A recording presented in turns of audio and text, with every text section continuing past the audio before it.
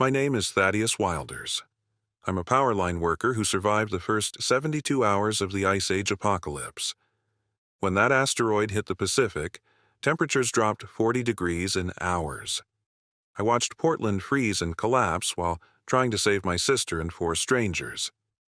Every skill I learned climbing transmission towers kept us alive when the world turned to ice. This is how we survived. Before we start the video, let us know what country you are tuning in from in the comment section below. Perhaps we will make a story there. Let's begin. I want to introduce myself properly. My name is Thaddeus Wilders, though most people call me Twig on account of being tall and skinny, 6'4", and about 170 pounds soaking wet. I'm recording this from the Portland Electric Maintenance Facility near Mount Hood. It's been 16 days since what people are calling Impact Day, and I figure someone should document what happened. If you're watching this, it means you survived too, at least so far. Before all this, I worked as a high-voltage transmission line technician for Portland Electric. I was the guy they sent up in helicopters to fix power lines that nobody else could reach. 500 kilovolt lines, suspended hundreds of feet in the air, often in the worst weather imaginable. Not a job for people afraid of heights or death, which is probably why I'm still here talking to you. I never thought my job would save lives. Funny how things work out. It all started on a Wednesday, October 14th, 2026. I'd taken a rare day off to watch my cousin Ryan play basketball at Lincoln High.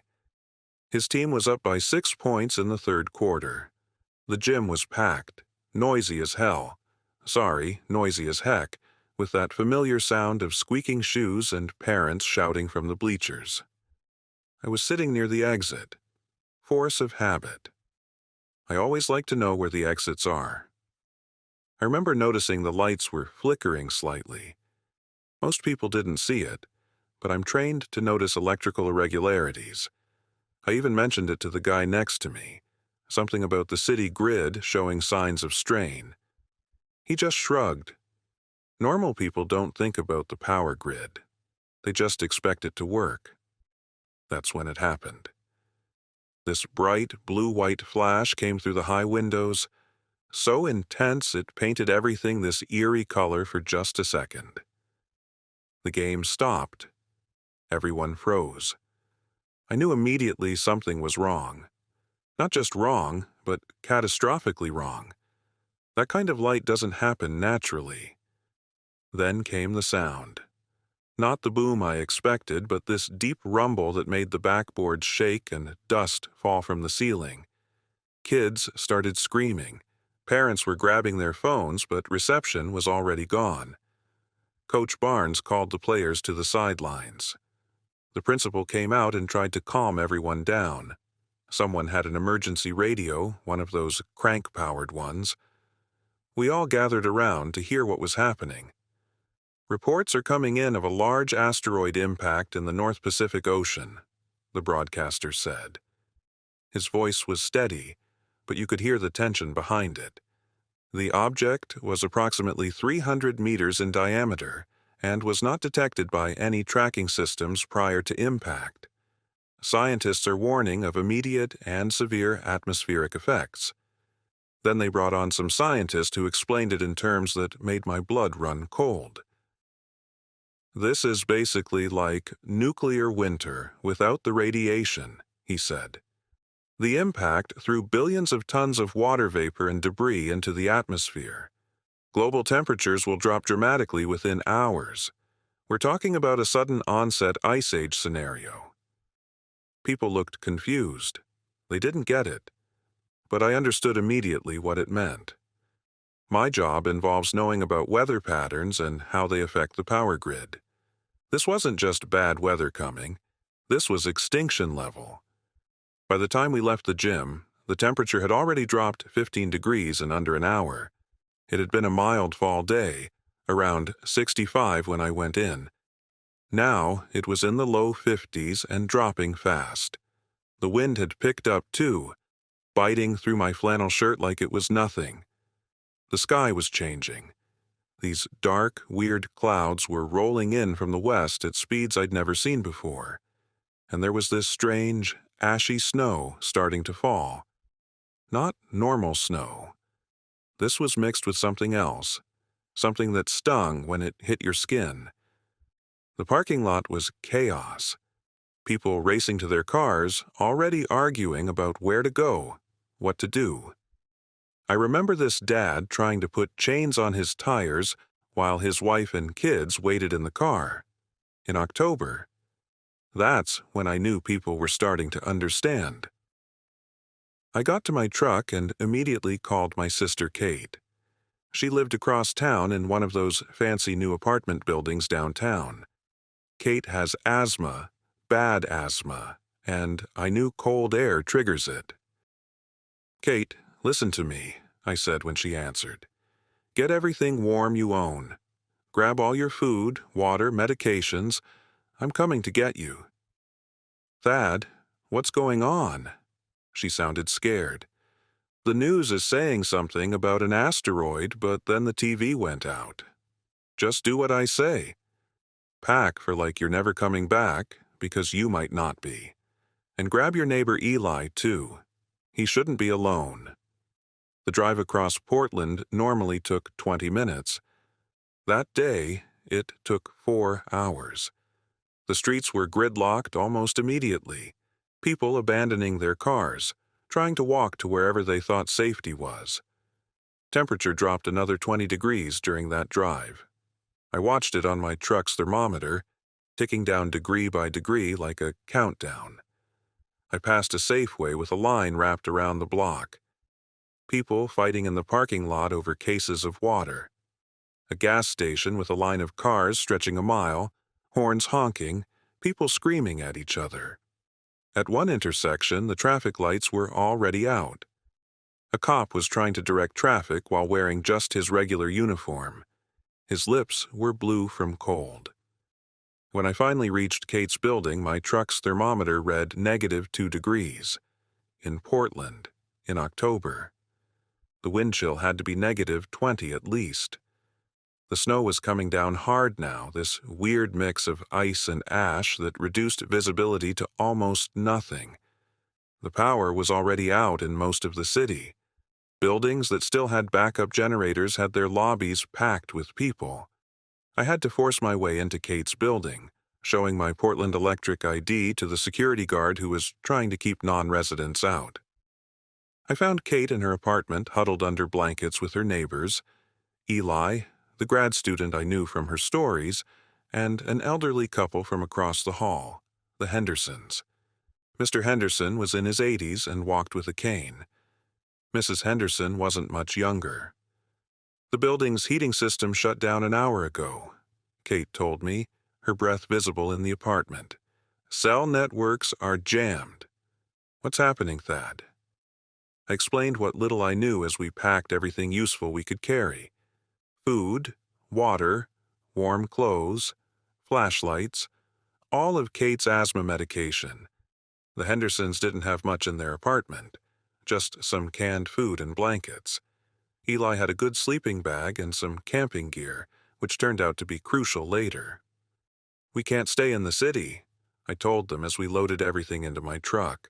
People were watching us, envious. A guy approached and offered me $500 for a ride. I had to turn him away. No power means no heat. No heat means we freeze to death. "Where can we go?" Eli asked. He was trying to sound calm, but I could hear the fear in his voice. I thought about my land in Idaho, my converted school bus with its solar panels and wood stove. But we'd never make it there, not with roads like this. We needed somewhere closer, somewhere with resources we could use. That's when I remembered. My work depot, I decided. Portland Electric has a maintenance facility about 20 miles east near the base of Mount Hood. It's higher elevation, but it has its own generator, tools, and enough supplies to last weeks if we're careful. Kate nodded, trusting me completely. She's always been that way, ever since we were kids. The Hendersons didn't argue. They were too cold, too scared. Eli asked if we should try to bring more people, but I had to make the hard call. "We can barely fit us 5 in our supplies," I said. "Any more and nobody makes it." As we drove away from her building, I saw people watching from windows, their faces illuminated by candlelight. I think about them sometimes, wonder if they made it. But in that moment, I had to focus on saving who I could. The radio was still working barely. The reporter's voice kept breaking up, but I caught phrases that chilled me more than the cold outside. Nationwide temperature drop of 40 degrees already recorded. Coastal areas experiencing unprecedented storm surges. Government advising citizens to shelter in place. Shelter in place. Right. In buildings with no heat, no power, no preparation for temperatures that would keep dropping until they reached levels not seen since the last ice age. That wasn't survival advice. That was a death sentence. I gripped the steering wheel tighter as my truck slid on a patch of black ice. We passed dozens of accidents, even more abandoned vehicles. In just 6 hours, the world I'd known my entire life had begun to vanish under ice and snow. The city was transforming before our eyes. Streets I'd driven for 20 years suddenly looked alien under that strange gray-white snow. Everything was muffled, like the world was being wrapped in a frozen blanket. What scared me most wasn't the snow itself, but how fast it was accumulating. 3 inches in 30 minutes, then 6, then more. Traffic became completely gridlocked on every major street. People who had never driven in snow were sliding all over the place. I saw a city bus jackknifed across Burnside Bridge, blocking all lanes. Some people were abandoning their vehicles right in the middle of the road, grabbing whatever they could carry, and setting off on foot. Bad decision. Really bad. Walking in that kind of cold without proper gear is a death sentence. The temperature kept dropping. My truck's thermometer showed -7 when we hit the halfway point to Kate's place. I remember passing Pioneer Square and seeing hundreds of people huddled there. No shelter, no real plan. Just scared people gathered together like that would somehow save them. I kept the heater blasting, but could feel the cold seeping in around the windows.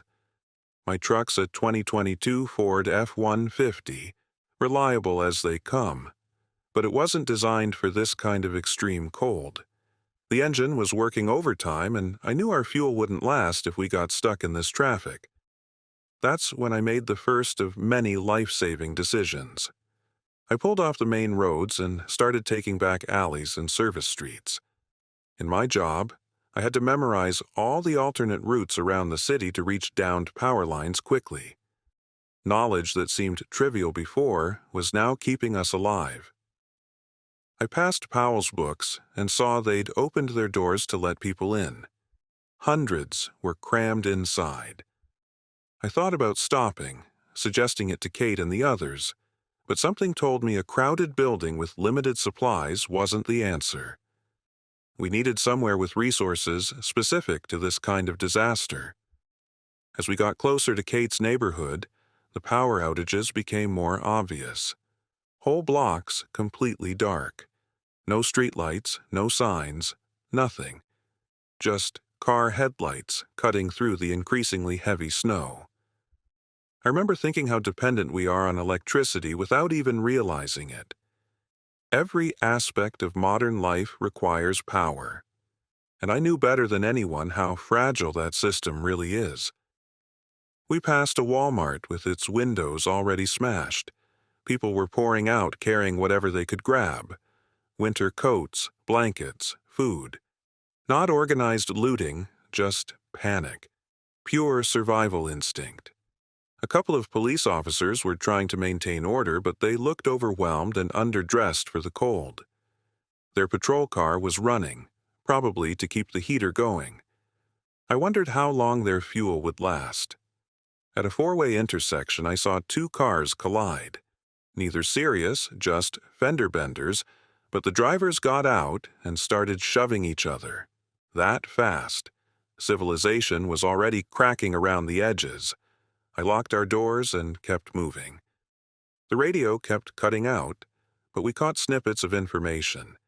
The asteroid had hit somewhere between Hawaii and Alaska. The impact was so massive it had ejected millions of tons of seawater and debris into the upper atmosphere, creating what scientists were calling an impact winter.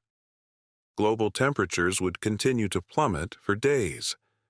Power grids everywhere were failing under the strain of sudden extreme demand. The president was supposed to address the nation, but the broadcast never came. When I finally reached Kate's building, things were getting desperate. The fancy lobby with its modern art and sleek furniture now looked like a refugee camp. Residents had dragged mattresses and blankets down, trying to conserve body heat by staying together. The building manager was trying to organize people, but nobody was really listening. I had to argue my way past security, showed my Portland Electric ID, and claimed I was there to check on critical infrastructure. Not entirely a lie. Kate had texted that she was in her apartment on the 12th floor. The elevators were already out, so I climbed 12 flights of dark, freezing stairs. Found a few people huddled on the landings, unsure what to do or where to go. When Kate opened her door, the relief on her face nearly broke me. She'd always been the strong one, even though she's 5 years younger.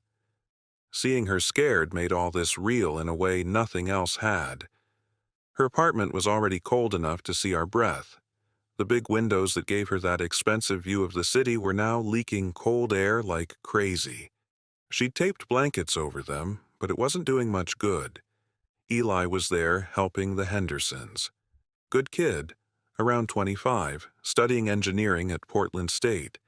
He'd brought over some camping equipment from his apartment: a portable butane stove, a good flashlight, some freeze-dried food. Mrs. Henderson was wrapping Mr. Henderson in every blanket they owned. His hands were shaking, early-stage hypothermia. "We need to get him warm," I said, kneeling beside the old man. "And we need to move fast." We packed everything useful we could find: winter clothes, all the food from their fridges and pantries, batteries, flashlights, first aid supplies. Kate's medications were the priority. She had about a month's supply of her asthma inhalers. The Hendersons had some heart medication and pain relievers. Eli grabbed his textbooks, which I thought was strange until he explained they could be burned for heat if absolutely necessary. Smart kid. I was starting to see why Kate liked having him as a neighbor. We took all the blankets, all the warm clothing. Kate insisted on bringing her cat Marmalade, and I didn't argue. Animals sense danger better than we do sometimes. The cat was unusually quiet in its carrier, like it knew something serious was happening. Getting everyone down 12 flights of stairs was tough. Mr. Henderson could barely walk, even with Eli and me supporting him. By the time we reached the lobby, the temperature inside the building had dropped to near freezing. Outside was worse, much worse. -10 according to my truck's thermometer, with a wind that cut like a knife. The snow was coming down so hard I could barely see across the street. We loaded everything and everyone into my truck as quickly as possible. The Hendersons in the back seat with Kate, Eli up front with me, supplies packed everywhere else. That's when we had our first real encounter with desperation. A group of 3 men approached as I was loading the last of our supplies. Young guys, not dressed nearly warm enough. One of them had a baseball bat. "We need your truck," the one with the bat said. Not asking. Telling. I'd like to say I talked them down with reason or compassion. But the truth is, I reached behind the seat and pulled out the tire iron I keep there for emergencies. I'm not a violent man, never have been. But I wasn't going to let these people take our only chance at survival. "Back off," I told them. "We've got an elderly man who needs medical attention and a woman with respiratory issues. Find another way." They hesitated. I could see them weighing their options. Then, one of them spotted the Portland Electric logo on my jacket.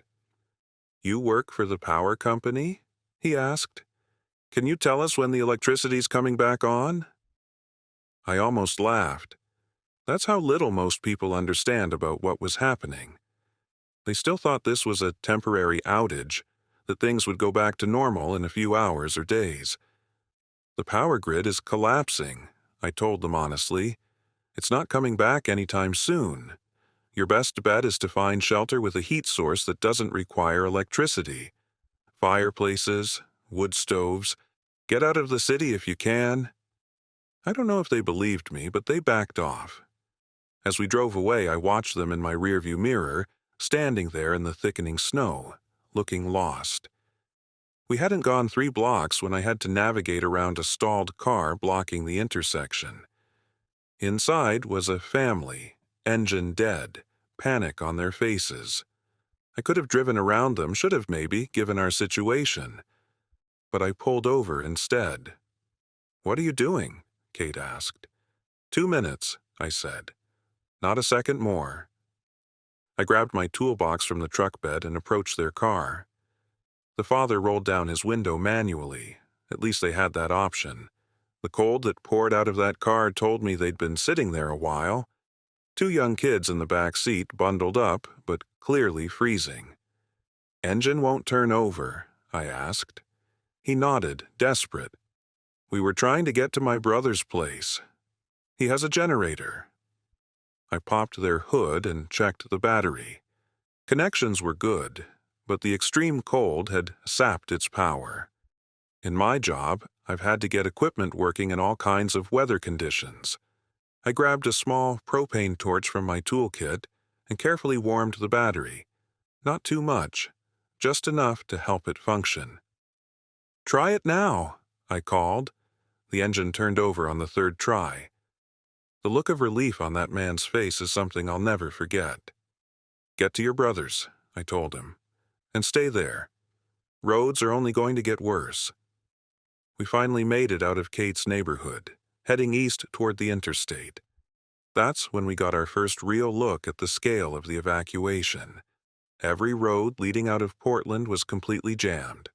Cars, bumper to bumper, barely moving.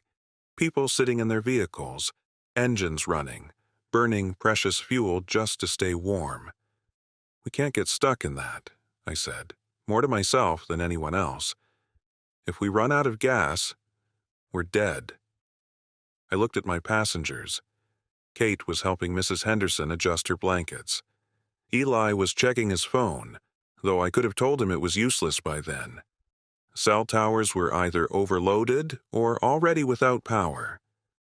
Mr. Henderson was staring out the window, his eyes reflecting the apocalyptic scene outside. 5 lives. 5 lives that depended entirely on my next decision. I knew we couldn't take the interstate. Not with traffic backed up for miles and the temperature still dropping.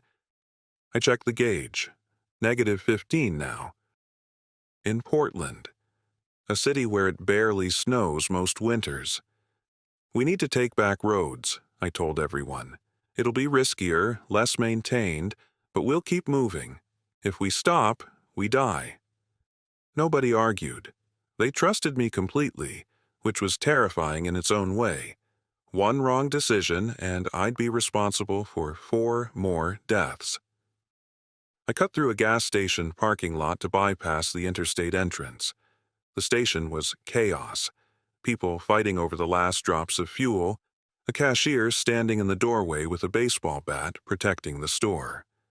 I didn't stop. We had 3/4 of a tank, which would have to be enough. The back roads were better, but not by much. Less traffic, but also less plowing. My truck has 4-wheel drive, which was saving our lives minute by minute. We passed dozens of cars stuck in ditches or simply abandoned. I saw people walking along the roadside, hunched against the wind, some carrying children. I wanted to stop for all of them, but we physically couldn't. 5 was already pushing the capacity of my truck. Some of these people are going to freeze to death, Kate said quietly from the back seat. I know, I replied. What else could I say? It was the truth. We were maybe 5 miles outside downtown when we hit our first major obstacle. A delivery truck had jackknifed across the entire road. No way around it. I could see a few other vehicles stopped behind it, drivers standing outside arguing about what to do. Stay here, I told my passengers. Lock the doors after I get out. The wind hit me like a physical blow when I stepped outside. The temperature with wind chill had to be -30 or worse. My eyes watered immediately, the tears threatening to freeze on my face. I pulled my scarf over my nose and approached the truck driver who was still sitting in his cab. Engine died, he shouted over the wind when I climbed up to his window. Fuel lines frozen solid. I knew what that meant. Diesel fuel gels at extremely low temperatures if it's not properly treated. Most vehicles in Portland don't use winterized diesel because we never need it. Until now. You got any alcohol in there? I asked. Methanol? Isopropyl? Even high-proof drinking alcohol would help. He shook his head. I trudged back to my truck, retrieved my emergency kit, and pulled out a bottle of Fuel Line antifreeze. Always carry it during winter maintenance calls. Another bit of specialized knowledge keeping us alive. It took 15 minutes of working with nearly frozen hands to add the antifreeze to his fuel system. I had him crank the engine while I tapped on the fuel line with a wrench, a trick I'd learned years ago working in Eastern Oregon during a cold snap. Eventually, the engine caught. The driver could hardly believe it. He managed to straighten out his truck enough to create a passage on one side of the road. As I returned to my vehicle, another driver grabbed my arm. Are you with the city? When are they sending plows? I gently removed his hand. They're not coming. Not for a long time. You need to find shelter. Something with a heat source that doesn't need electricity. What about the National Guard? Someone else asked. They're coming, right? I didn't answer. The truth was too cruel. Back in my truck, I cranked the heater higher, though it was already at maximum. Ice was forming on the inside of the windows now. Eli was using his sleeve to wipe it away from the windshield. How did you know how to fix that truck? He asked as we continued driving. Part of my job, I explained. When power lines go down in remote areas during winter, we have to deal with all kinds of equipment issues. You learn to improvise, or you don't come back. That seemed to interest him. I'm studying electrical engineering, he said. Second year at PSU. Good field, I replied, not mentioning that the universities might not exist after this. We're going to need a lot of engineers if we're going to rebuild. The first time I said it out loud. Rebuild. Not recover, not return to normal. Rebuild. As if acknowledging that the world as we knew it was over. Mrs. Henderson started crying softly in the back seat. Her husband patted her hand. We'll make it, Margaret, he told her. We survived the Columbus Day storm back in 1962. Remember how we had no power for 2 weeks? This is worse, Harold, she whispered. She was right. We continued east, using smaller and smaller roads as we encountered more blockages. The snow was around 8 inches deep now and still coming down hard. Visibility was maybe 30 feet at best. I was navigating partly from memory, partly from gut instinct. The roads I normally used to reach the maintenance facility were likely impassable. That's when Kate started coughing. Not her normal asthma cough. Something deeper, more painful sounding. I'm fine, she insisted when I glanced back at her. But her face told a different story. The cold air was affecting her lungs already. Take another puff of your inhaler, I told her, and cover your mouth with your scarf when you breathe. I glanced at our fuel gauge, still half a tank, but the needle was dropping faster than it should. The extreme cold was forcing the engine to work harder than ever. We might not have enough to reach the facility. We were passing through a small suburban area when I spotted a gas station with its lights still on. A generator, had to be. I pulled in, hoping they still had fuel. The owner met us at the pump with a shotgun. "We're closed," he said flatly. I rolled down my window just enough to talk. "We need fuel. I'll pay whatever you want." "Money's not worth anything now," he replied. Then he noticed my Portland Electric jacket. "You work for the power company?" I nodded. "When's the power coming back on?" I could have lied, told him what he wanted to hear in exchange for fuel, but I didn't. "It's not coming back anytime soon," I said. "The grid is failing everywhere. Too much demand, too many line failures from ice buildup." He lowered the shotgun slightly. "You're the first person who's been honest about it." He paused. "I've got diesel and regular. 10 gallons maximum." "Regular," I said. "And thank you." While he pumped the gas, I asked if he'd heard any news. He had a battery-powered radio inside. "It's bad everywhere," he told me.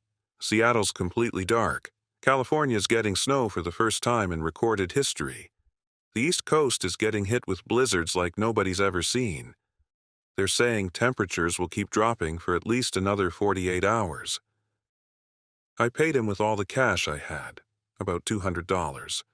Way too much for 10 gallons, but money really was becoming meaningless. He threw in a couple of hand warmers and a road map. "Where you headed?" he asked.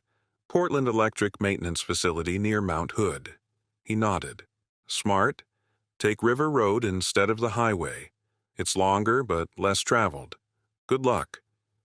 Back on the road, our small victory with the fuel was short-lived. The truck's heater was struggling to keep up with the dropping external temperature. Now -22. Ice was forming faster on the inside of the windows. Kate's coughing was getting worse. Mr. Henderson had fallen into a worrying silence, his eyes half closed. Eli noticed it too. "He's showing signs of hypothermia," he whispered to me. "We need to get him somewhere warm. Fast." I pushed the truck harder, taking risks I wouldn't normally take, driving through deeper snow, taking corners faster than was safe. We had to reach shelter soon. That's when the dashboard warning light came on. The engine was starting to overheat despite the external temperature. The coolant was likely starting to freeze. Another problem I'd seen before on service calls up on Mount Hood. "We need to stop and let the engine cool down," I said. "Just for a few minutes." "If we stop, we'll freeze," Kate argued. "If the engine seizes, we're stuck for good," I countered. I pulled over next to what looked like an abandoned warehouse. "Everyone stay in the truck. Body heat will keep us warm enough for a short stop." While the engine cooled, I checked the map the gas station owner had given me. We were still about 15 miles from the maintenance facility. Under normal conditions, an easy drive. In this, with an increasingly problematic truck, it seemed almost impossible. The radio was nothing but static now. No stations broadcasting, or our antenna was frozen, or both. We were completely cut off from information. After 10 minutes, I tried starting the truck again. The engine turned over but sounded rough. We might make it to the facility, we might not. Another life-or-death decision. "Thad," Kate said softly, "Mr. Henderson isn't doing well." I turned to look. The elderly man was slumped against his wife, his breathing shallow. His lips had a bluish tint. "We need to get moving," I decided. "If the truck breaks down, we'll deal with it then." As we pulled back onto the road, I spotted another vehicle approaching from behind, moving fast, too fast for these conditions. In my mirror, I could see it was some kind of SUV with multiple people inside. They pulled up beside us, matching our speed. The passenger window rolled down and a man leaned out. He was holding something in his hand. It took me a second to realize it was a gun. "Pull over!"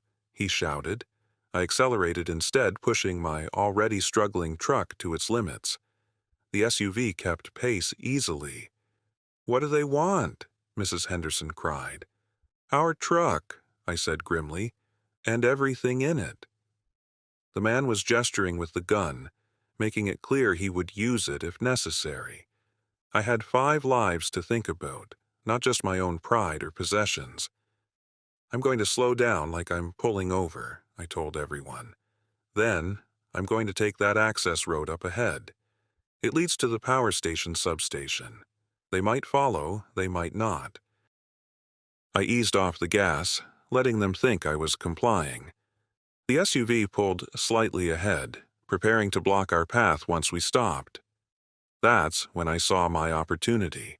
The substation access road was just ahead, barely visible in the snow. I'd been there dozens of times for maintenance. The road dropped immediately after the turn, hiding vehicles from the main road. I waited until the last possible second, then cranked the wheel hard and hit the gas. We bounced onto the access road, the truck fishtailing in the deep snow. Behind us, I heard brakes squealing as the SUV tried to adjust to our sudden turn. "Hold on!" I shouted as we plunged down the steep access road. There was a security gate at the bottom, but it was designed to keep people out, not in. I aimed straight for it, hoping the truck could take the impact. The crash was jarring but not catastrophic. The gate gave way, designed to brake rather than withstand a direct hit. Behind us, the SUV was trying to navigate the steep, unplowed access road and not having much success. We'd bought ourselves some time, but at a cost. The truck's front end was damaged. Steam was now rising from under the hood. "We can't stay here," Kate said, looking back at the SUV still trying to make it down the road. "We're not going to," I replied, driving through the substation yard toward the back exit. "This place connects to the fire access road. It'll take us up toward the mountain, closer to the maintenance facility." The fire access road was barely visible under the snow. If I hadn't driven it dozens of times for work, we would have missed it completely. The truck was struggling now. The temperature gauge was edging into the red zone, and the front bumper damage from the gate was causing a worrying vibration. "We've got maybe 5 miles before this engine gives out," I told everyone.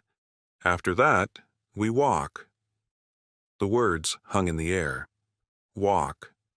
In negative 25-degree weather, with an elderly man already showing signs of hypothermia and my sister fighting to breathe. I glanced in the rearview mirror. No sign of the SUV. They'd either gotten stuck or decided we weren't worth the trouble. Small mercies. The interstate was supposed to be our best option out of Portland, but when we reached the overpass, I realized how wrong that assumption had been. The highway below us was a graveyard of vehicles. Cars abandoned at odd angles, some with their doors still open. No movement visible anywhere. Just snow slowly burying everything. I could only imagine what had happened. Thousands of people, all trying to escape at once. Cars running out of gas while idling in traffic. Then the brutal cold setting in. People thinking they could walk to safety, not understanding how quickly extreme cold kills. "Oh my God," Kate whispered, seeing the same scene I was. "Don't look," I told her, "just don't look." We continued on, the truck's engine noise becoming more concerning with each passing minute. The temperature outside had stabilized around negative 25, which was actually good news.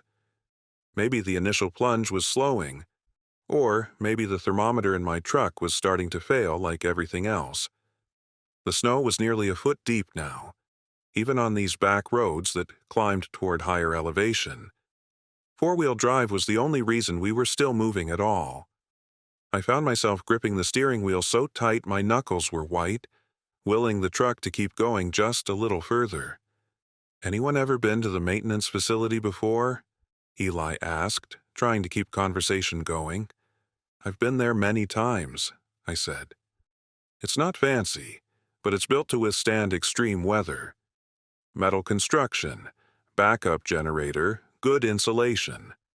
There's a garage for the maintenance vehicles, an equipment room, a break room with a kitchenette, and a couple of bunk rooms for crews that get stuck during storms. Sounds like paradise right about now, Eli said with forced cheerfulness. Mr. Henderson suddenly spoke up from the back seat. Will there be others there?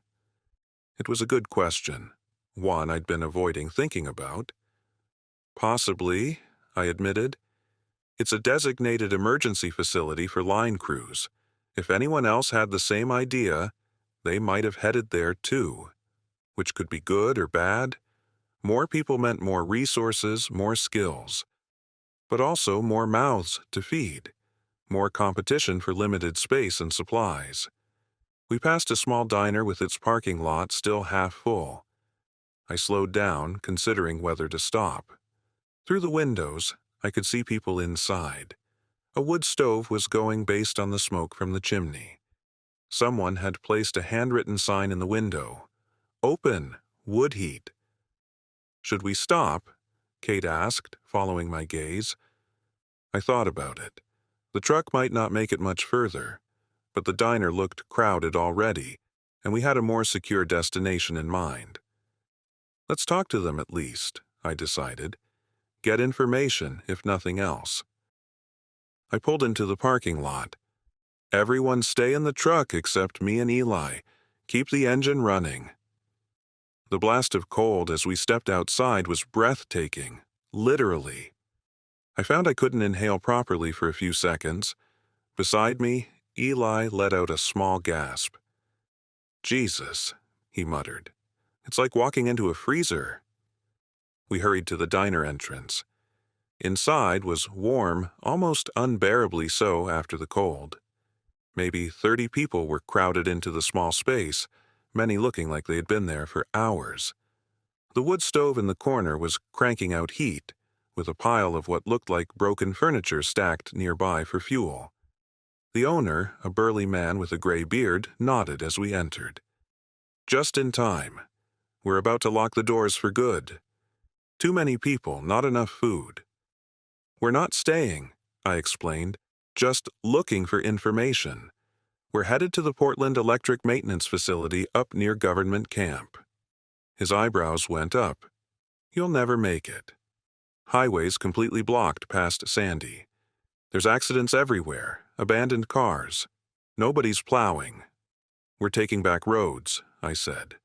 Fire access and maintenance routes. He studied my Portland Electric jacket. You work for them? I nodded. He lowered his voice. You know what's really happening? The radio stopped broadcasting an hour ago. Global cooling event from the asteroid impact, I said. Temperatures will keep dropping for at least another day or two according to the last reports I heard. A woman nearby overheard us. They said on the radio it would level off soon. I didn't argue. False hope was still hope, and these people needed something to cling to. Any other vehicles come through recently? I asked the owner. Anyone else heading up toward the mountain? Some National Guard trucks went through about 3 hours ago, he said, heading up to Government Camp, and a few Portland Electric trucks earlier, maybe 6 hours ago. That was encouraging. If other line crews had headed to the facility, it might already be up and running. How's your food situation? Eli asked. We're okay for another day or two, the owner said, using everything in the freezers since they're warming up anyway. After that, he shrugged. We thanked him and turned to leave. A young woman grabbed my arm. Take us with you, she pleaded. She gestured to a man holding a baby wrapped in blankets. Please, we've been here for hours. Our car died on the highway. It was the moment I'd been dreading, looking someone in the eye and saying no when they asked for help. Our truck is already full, I said gently. And it's not going to make it much further. The engine's failing. We don't take up much room, she insisted, desperation in her voice. The diner had gone quiet. Everyone was watching us. Listen, I said, lowering my voice, the facility we're heading to isn't public. It's for maintenance crews only. I can't guarantee they'll let anyone in. Even us. Her face crumpled. The man with the baby stepped forward.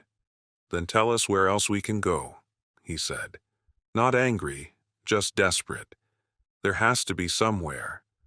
I thought about it. Head back toward Sandy. There's a fire station about 3 miles south of the main road. Brick building, should have emergency supplies and possibly a generator. Better chance there than trying to go up the mountain. I had no idea if the fire station was operational or even accessible, but it was the only alternative I could think of. The man nodded. Thank you. As we walked back to our truck, Eli was quiet. Then he said, We could have taken them. And who would we leave behind? I asked. The Hendersons? Your friend Kate? He didn't answer. Back in the truck, I shared what we'd learned. The news about other Portland electric vehicles heading to the facility was encouraging, but the blocked highways weren't. We need to get moving, I said. This storm isn't going to let up, and our truck is on its last legs. We continued up the increasingly steep road, the truck's engine now making an alarming knocking sound. The heater was barely working, and everyone had resorted to huddling under blankets. Kate's breathing was labored, and Mr. Henderson had fallen into a worrying silence again. About 2 miles from the diner, we encountered our first casualty. A car had slid off the road and hit a tree. Inside was a single occupant, clearly no longer alive. We didn't stop. There was nothing we could do. A mile later, we came upon something worse. A family of 4, bundled in inadequate clothing, walking along the roadside. 2 adults, 2 small children. The children couldn't have been more than 6 or 7. They waved frantically as we approached. I slowed down, rolled down my window. Where are you headed? Government camp, the father said, his voice shaking from cold. Our car ran out of gas. They said on the radio there's a warming shelter there. I glanced at my passengers, then back at the family. Their cheeks and noses were alarmingly red, early signs of frostbite. The children were crying from the cold. Get in the back of the truck, I said, under the tarp. It's not warm, but it's out of the wind. Thad, Kate began to protest. We can't leave children out here, I cut her off. We just can't. The family climbed into the truck bed, huddling under the tarp with our supplies. I didn't tell them our truck was likely to break down at any moment, or that my concern wasn't just altruistic. In weather this extreme, if we had to walk, we'd need every able-bodied adult to help carry the elderly and sick. We continued on, the truck now struggling to climb even mild grades. The engine temperature was well into the red zone, and the knocking had become a constant companion. Each mile felt like a victory against mounting odds. Then I saw something that gave me hope. Tire tracks in the snow, relatively fresh. Someone had come this way in the last few hours. If the maintenance facility was occupied, they might be running patrols or supply runs. We're getting close, I told everyone. Less than 3 miles to go. That's when the truck's engine finally gave up. A loud bang from under the hood, then nothing. We coasted to a stop in the middle of the road. I tried the ignition again. Nothing. Not even a click. The extreme cold had finally taken its toll. What now? Mrs. Henderson asked, fear evident in her voice. I looked at each of them in turn. Kate, her lips blue from cold and oxygen deprivation. The Hendersons, huddled together, Mr. Henderson barely conscious. Eli trying to look brave but clearly terrified. And the family in the back, invisible under the tarp but certainly no better off. "Now we walk," I said, trying to sound more confident than I felt. "The facility isn't far. We can make it before dark." But as I stepped out of the truck and the full force of the cold hit me, I wondered if that was true. The temperature was now showing -30 on the truck's external thermometer. The wind was picking up, driving the snow horizontally. Visibility was down to maybe 100 feet. Walking 3 miles in these conditions would be challenging for a healthy adult with proper gear. For our group, with children and elderly, it might be impossible. But staying in the truck wasn't an option either. Without the engine, the temperature inside would quickly match the outside. We needed shelter, heat, and we needed it soon. "Everyone, listen carefully," I said as they all climbed out of the truck. "We're going to form a line. Eli, you're up front with me. Kate, you're between the Hendersons.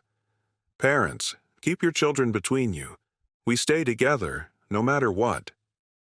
I distributed the remaining hand warmers from my emergency kit, gave my spare gloves to the mother, my hat to one of the children. It wasn't enough. Not nearly enough, but it was all we had. "The road follows the power line access," I explained, pointing to the barely visible transmission towers in the distance. "We keep those in sight. We'll reach the facility." As we started walking, the wind cut through our layers like they were nothing. Each breath hurt, the cold air burning our lungs. The children started crying again almost immediately. I couldn't blame them. I checked my watch. 2 hours until sunset. If we weren't inside by then, our chances would drop from slim to none. Walking in extreme cold is nothing like walking in regular winter weather. Every breath feels like inhaling broken glass.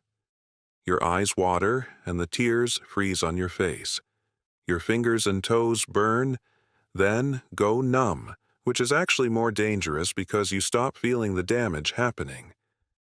We'd been walking for maybe 20 minutes when I realized we weren't going to make it. Not all of us.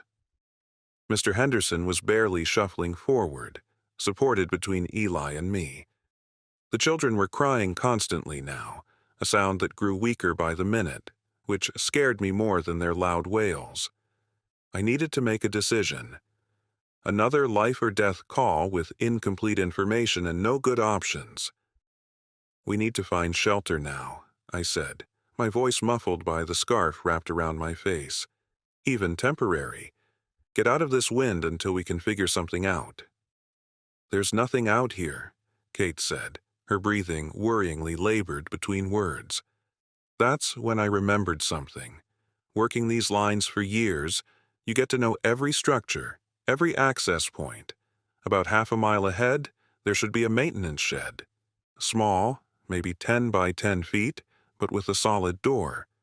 It was used to store equipment for working on this section of line.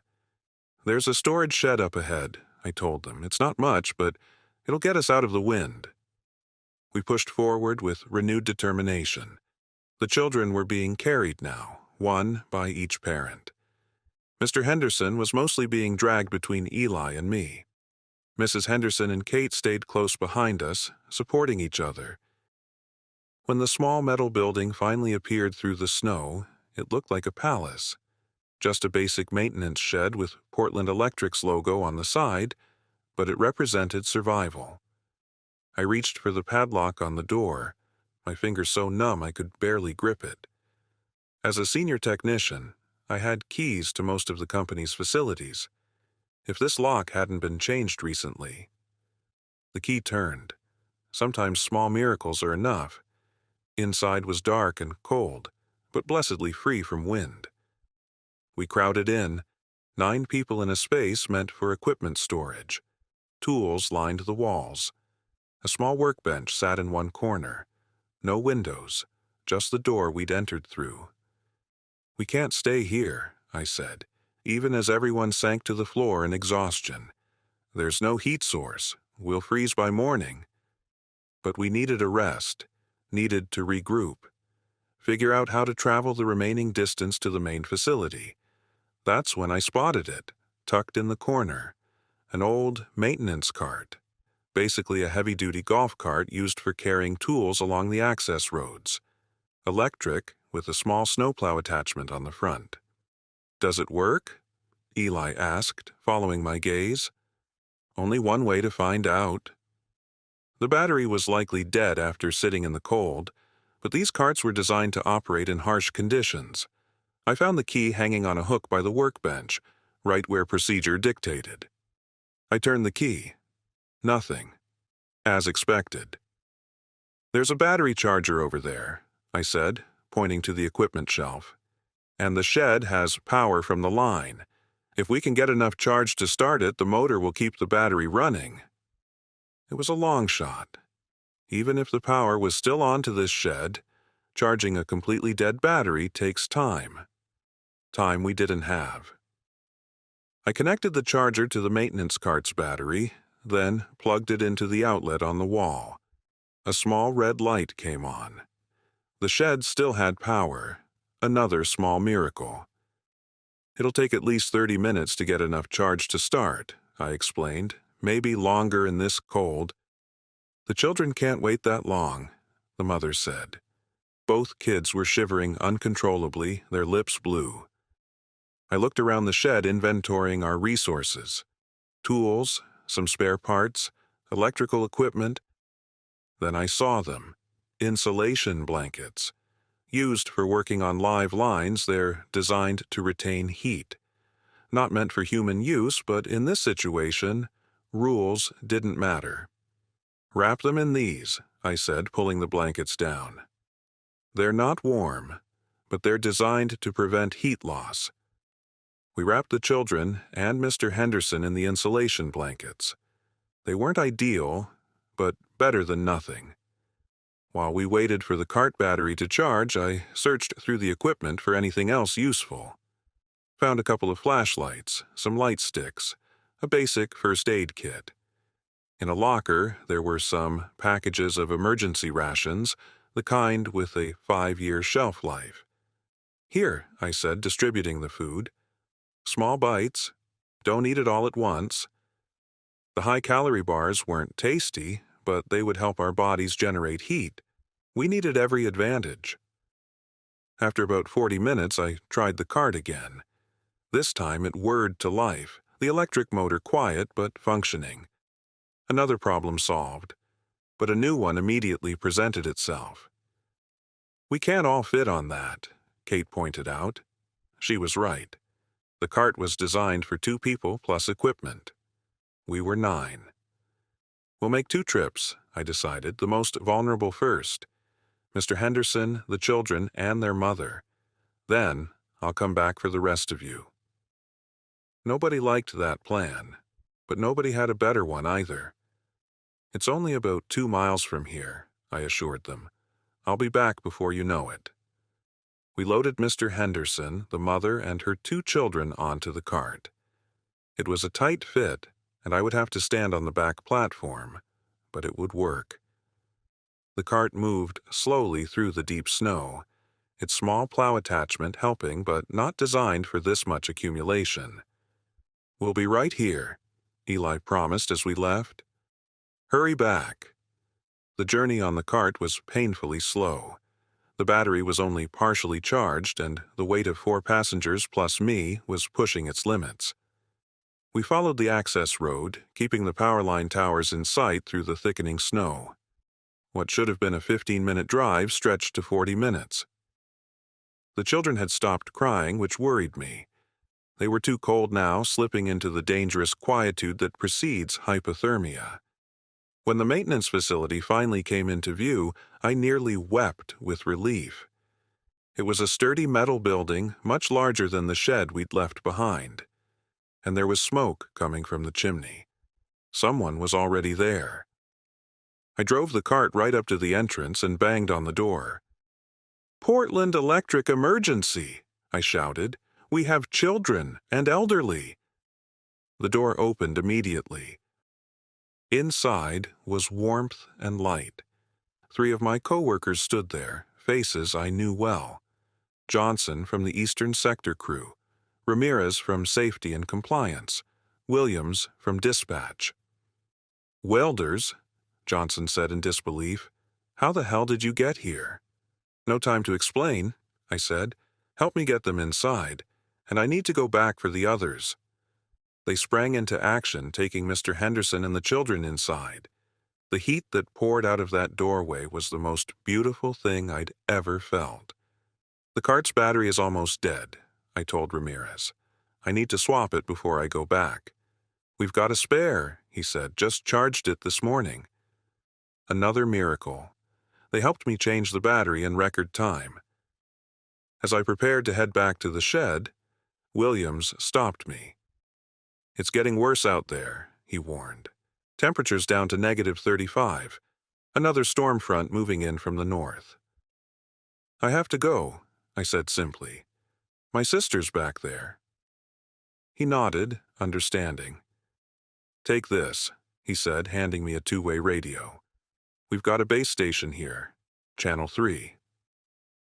The drive back to the shed seemed twice as long, though the fresh battery made the cart move faster. The snow was coming down harder now, reducing visibility further. Twice, I nearly lost the road, only the power line towers keeping me oriented. When I finally reached the shed, I found the door frozen shut. Had to kick it repeatedly to break the ice that had formed since I left. Inside, the situation had deteriorated. Kate was having a severe asthma attack, struggling to breathe in the increasingly cold air. Mrs. Henderson was barely conscious, the cold affecting her worse than I'd anticipated. Eli was doing his best to keep them both awake and moving. "The facility's running," I told them as I helped them to the cart. "Heat, light, everything we need. But we have to move now." Getting 3 adults onto the small cart was even more difficult than the first trip. Mrs. Henderson had to sit on Eli's lap, and Kate was practically hanging off the back with me. "Hang on tight," I told them. "This ride's going to be rough." The return journey was a nightmare. The fresh snow had covered my tracks, making the path harder to follow.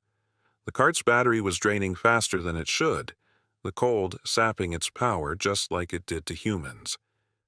And Kate's breathing was getting worse by the minute. "Stay with me, sis," I kept saying. "We're almost there." We were about halfway back when the cart's motor began to whine. The battery indicator was flashing red. We were running out of power. "We need to lighten the load," Eli suggested. "Nobody's getting left behind," I said firmly. I had another idea. The maintenance carts had an emergency mode that bypassed some safety features to deliver more power. It would drain the battery completely, but might get us there. I reached under the dash and flipped the hidden switch, something only senior technicians were supposed to know about. The cart surged forward with renewed power. "Hold on!" I shouted as we picked up speed. We bounced and slid across the snow-covered ground, the cart's small wheels struggling for traction. Every minute counted now. Kate's lips were turning blue, her breathing coming in short, painful gasps.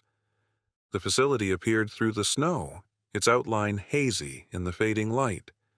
The sun was setting, painting the snow-covered landscape in deep blues and purples. Beautiful and deadly. Just as we reached the final approach, the cart's motor gave a final whine and died. We were still about 200 yards from the door. "I'll carry Kate," I said. "Eli, help Mrs. Henderson." I lifted my sister onto my back, her weight almost nothing after years of climbing towers with equipment twice as heavy. Eli supported Mrs. Henderson, who was at least still able to walk with assistance. Those final 200 yards were the longest of my life. Each step was a battle against exhaustion, cold, and the weight of my sister on my back. But failure wasn't an option. Not when we were so close. I could see figures at the facility door, my colleagues watching our approach. Then they were running toward us, Johnson and Williams charging through the deep snow to help. They reached us just as my strength was giving out. Johnson took Kate from my back. Williams supported Mrs. Henderson, allowing Eli to catch his breath. "Almost there," Johnson told Kate as he carried her. "Just hang on a little longer." The warmth of the facility hit us like a physical force when we finally crossed the threshold. After hours in temperatures cold enough to kill, the heated air felt almost painfully hot on my frozen skin. Inside, the main room had been transformed into a makeshift shelter. The children were wrapped in proper blankets now, getting color back in their cheeks. Mr. Henderson was lying on a cot, receiving oxygen from what looked like an emergency medical kit. "Get her on oxygen," I gasped, pointing to Kate. "Severe asthma." The next few minutes were a blur of activity. Kate and Mrs. Henderson were set up with oxygen. Blankets were wrapped around all of us. Hot drinks appeared in our hands. As the immediate crisis passed and I could finally catch my breath, I looked around at our sanctuary. The maintenance facility wasn't large, maybe 30 by 50 feet. The main room had a generator humming in the corner. A wood stove provided additional heat. The windows were already covered with insulation to retain warmth. We'd made it. Against impossible odds, we'd reached shelter. But as I looked at the haggard faces of my co-workers, I realized this was just the beginning of our struggle. "How bad is it?" I asked Williams, who seemed to be in charge. He hesitated, glancing at the others who had just arrived. "It's bad," he said finally. "The grid is down everywhere, all of it. And according to the last broadcasts we received, it's going to get colder before it gets better." I nodded, too exhausted to feel anything but numb acceptance. We'd survived the first challenge, the journey. But the real test was just beginning. That was the end of the first day. 24 hours since the asteroid impact, just the beginning of the Ice Age apocalypse. Williams gave me a tour of the facility while the others rested. The Portland Electric Maintenance Building was never intended as a survival shelter, but it had several advantages that made it ideal in this crisis. The main room was serving as our communal space, with the wood stove providing most of the heat. A small kitchenette off to one side had a propane stove that still worked. 2 bunk rooms normally used by line crews during storms had been set up with all available blankets and sleeping bags. The most important feature was the generator room.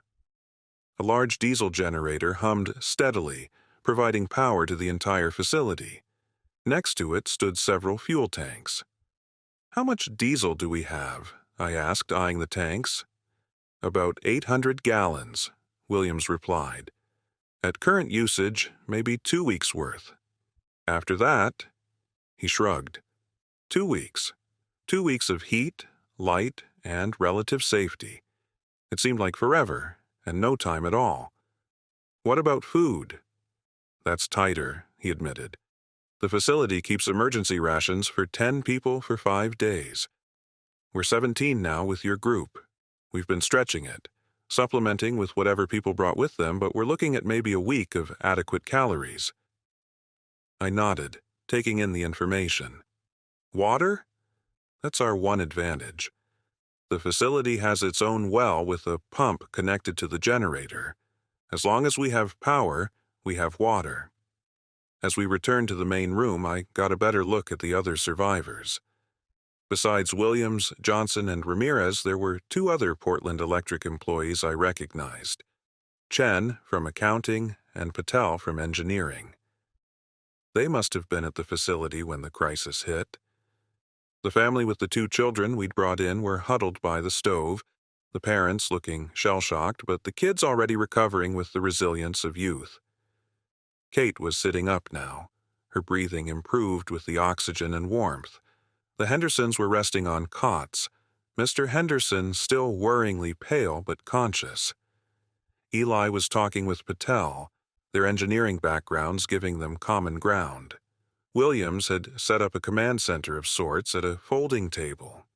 Several maps of the area were spread out, along with notebooks containing inventories and schedules.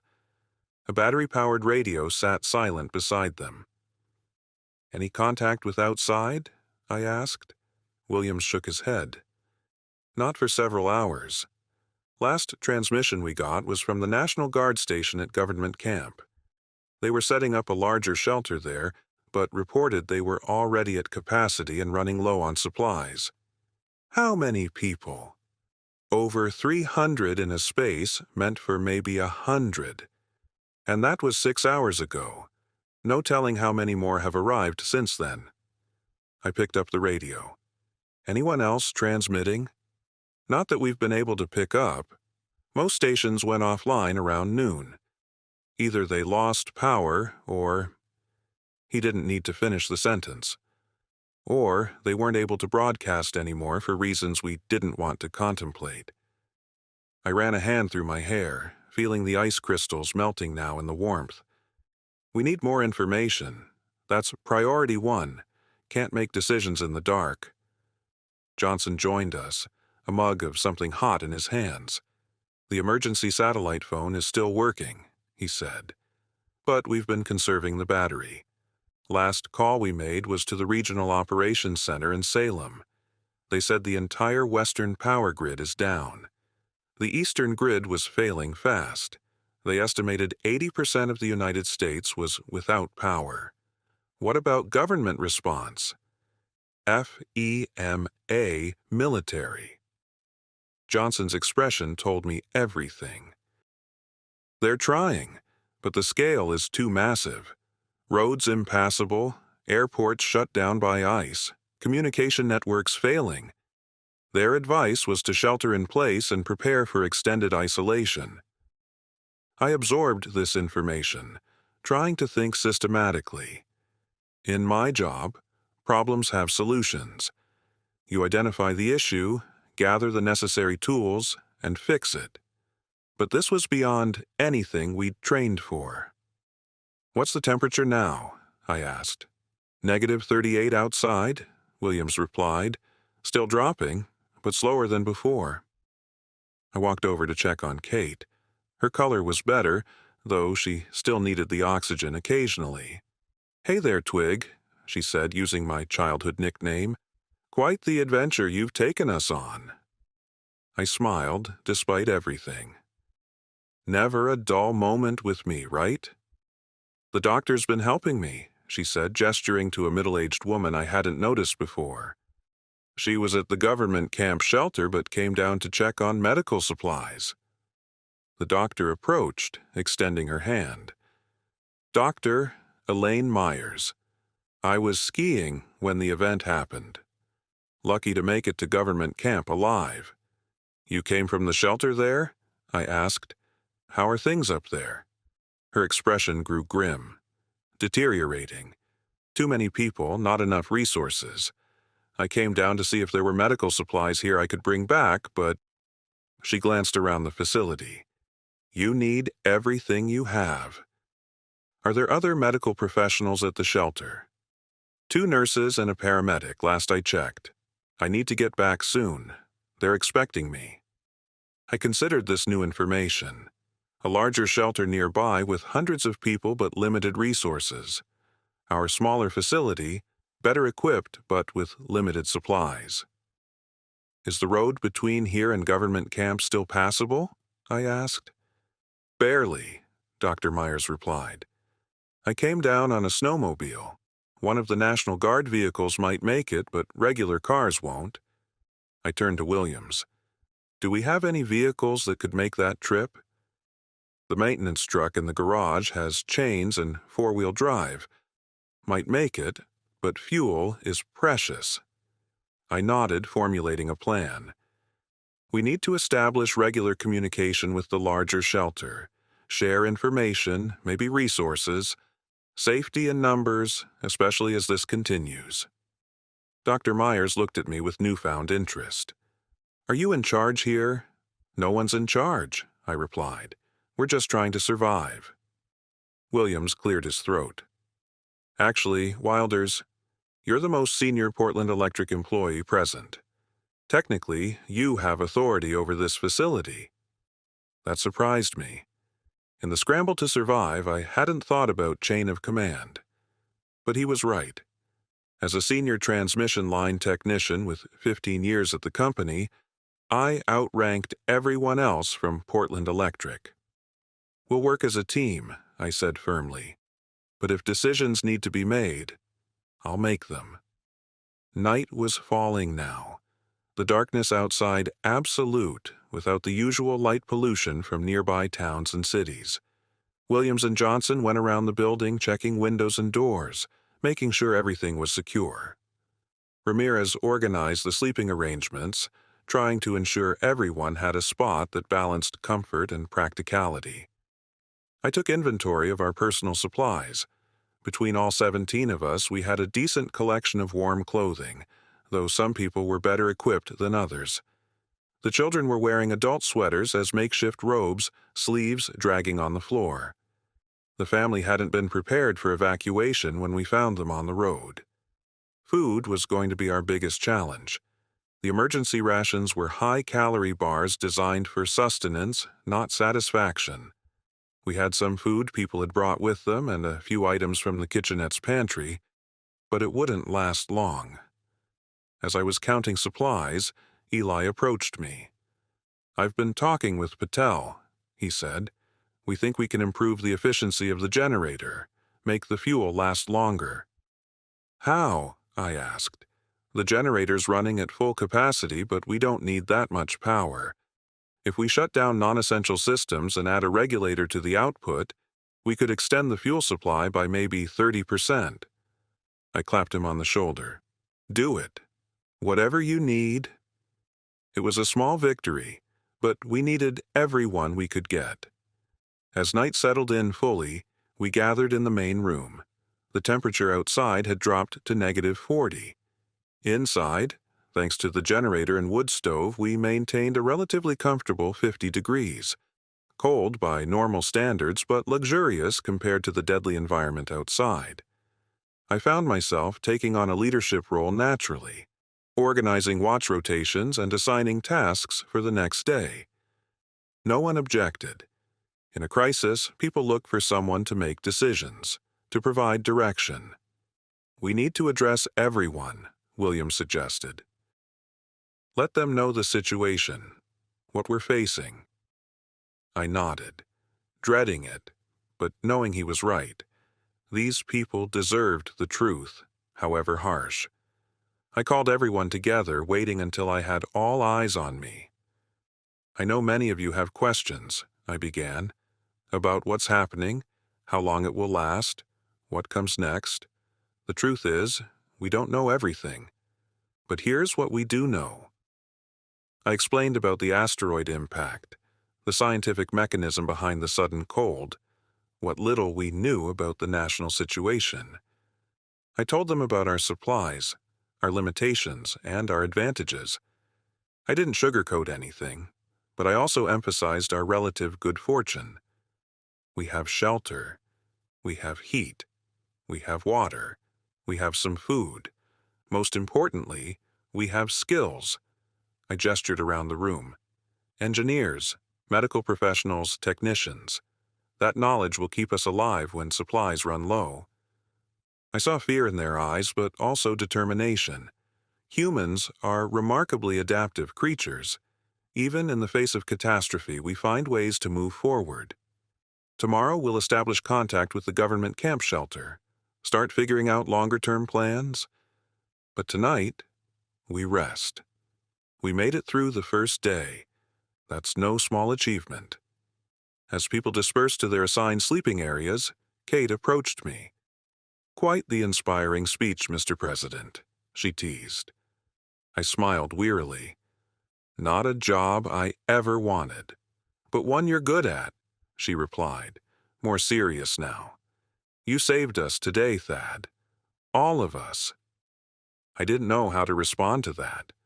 I hadn't done anything special, just made the best decisions I could with limited information. Anyone would have done the same. "Get some rest," I told her. "Tomorrow's going to be another long day." As the facility grew quiet, I took the first watch, sitting by the radio in case any transmissions came through. The storm outside had intensified, wind howling around the building's metal exterior. In the dim light of a single lamp, I plotted our next steps. We needed food. We needed fuel. We needed information. Most of all, we needed to understand what kind of world we were now living in. Was this a temporary crisis, something that would resolve in weeks or months? Or was it something more permanent, a fundamental shift in Earth's climate? The answers to those questions would determine everything that came after. As I sat there, listening to the wind and the soft breathing of 17 souls who had placed their trust in me, I felt the weight of those unknown answers pressing down like the snow outside. Day 1 was ending. We had survived, against all odds. But the real challenge was just beginning. This wasn't just about making it through a storm. This was about adapting to a new world, a frozen Earth. I woke up to a changed world. Snow had piled so high overnight that it covered half the windows. The storm had dumped another 2 feet on top of what was already there. Outside, the thermometer read -42. The cold had stabilized, at least temporarily. Inside our shelter, everyone was stirring. The adrenaline of yesterday had worn off, leaving exhaustion and reality in its place. I checked on Kate first thing. Her breathing was better, though she still needed occasional hits from her inhaler. The children were actually in good spirits, treating this like some kind of adventure. Mr. Henderson had improved significantly with rest and warmth. That was our first blessing of the day. Williams had started organizing breakfast. The emergency rations were bland but calorie-dense. We supplemented them with some canned food from the kitchenette and what people had brought with them. Eating together created a sense of community, something we desperately needed. I got a transmission, Johnson announced as we were finishing. He'd been monitoring the radio all morning. Government Camp Shelter is requesting any medical supplies we can spare. They've got people with frostbite, hypothermia, and a few with more serious conditions. Dr. Myers immediately volunteered to return with whatever we could offer. We did a quick inventory of our medical supplies. We had basic first aid equipment, some pain relievers, antibiotics, and a few other prescription medications that people had brought with them. Not much, but potentially life-saving for those in need. I'll take the maintenance truck, I decided.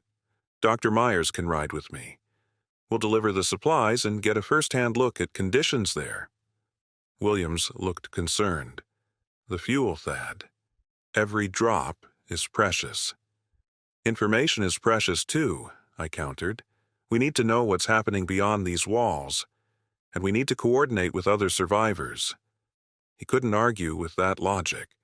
Patel and Eli had successfully modified the generator during the night, reducing our fuel consumption by nearly 30%. That bought us a little flexibility. While Dr. Myers gathered the medical supplies we could spare, I checked on the maintenance truck in the garage. It was a heavy-duty Ford F-350 with snow chains already installed. The garage had been cold overnight but not freezing, so the engine should start without too much trouble. I was doing a final check of the tire pressure when Eli joined me. "I want to come with you," he said. "I've been thinking about something. The government camp ski resort has those big emergency generators for the lifts. If they're not using them, we might be able to salvage parts or even fuel." I considered it. Having an engineering student along could be valuable, especially if we needed to assess equipment. "All right, but stay close. This isn't a field trip." The truck started on the second try, the diesel engine protesting but ultimately cooperating. We loaded the medical supplies in the back and cleared the details with Williams. I promised to be back before dark, weather permitting. The garage door opened to reveal a world of white. The access road was completely buried, only visible as a slight depression in the otherwise uniform blanket of snow. I engaged the four-wheel drive and pushed forward slowly. The snowplow attachment from the maintenance cart, Eli suggested. Could we mount it on the truck? Too small, I replied. We just push snow into deeper piles and get stuck. Better to ride over it with the chains. The drive to government camp normally took 20 minutes. That day, it took nearly 2 hours. We had to stop several times to clear the way around abandoned vehicles or fallen trees. The cold was so intense that even inside the truck, with the heater running full blast, our breath still fogged. Dr. Myers sat quietly for most of the journey, looking out at the transformed landscape. Finally, she spoke. I've worked in disaster zones before. After Hurricane Lucia hit Florida and the San Diego earthquake in 2021, this is different. Those were acute disasters with a clear beginning and end. This feels permanent. I didn't have a comforting response because I'd been thinking the same thing. This wasn't a typical disaster where help would arrive. Infrastructure would be rebuilt, and life would eventually return to normal. This was potentially an extinction-level event. If temperatures remained this low for months or years, civilization as we knew it would collapse. When we finally reached government camp, the scale of the situation became clear. The small mountain resort town had been transformed into a refugee camp. The main lodge was overflowing with people. National Guard vehicles were parked haphazardly around the perimeter. Makeshift shelters had been constructed from whatever materials people could find. We were stopped at an improvised checkpoint by 2 soldiers in winter gear, rifles slung over their shoulders. Medical supplies from the Portland Electric facility, I explained, showing them the boxes in the back.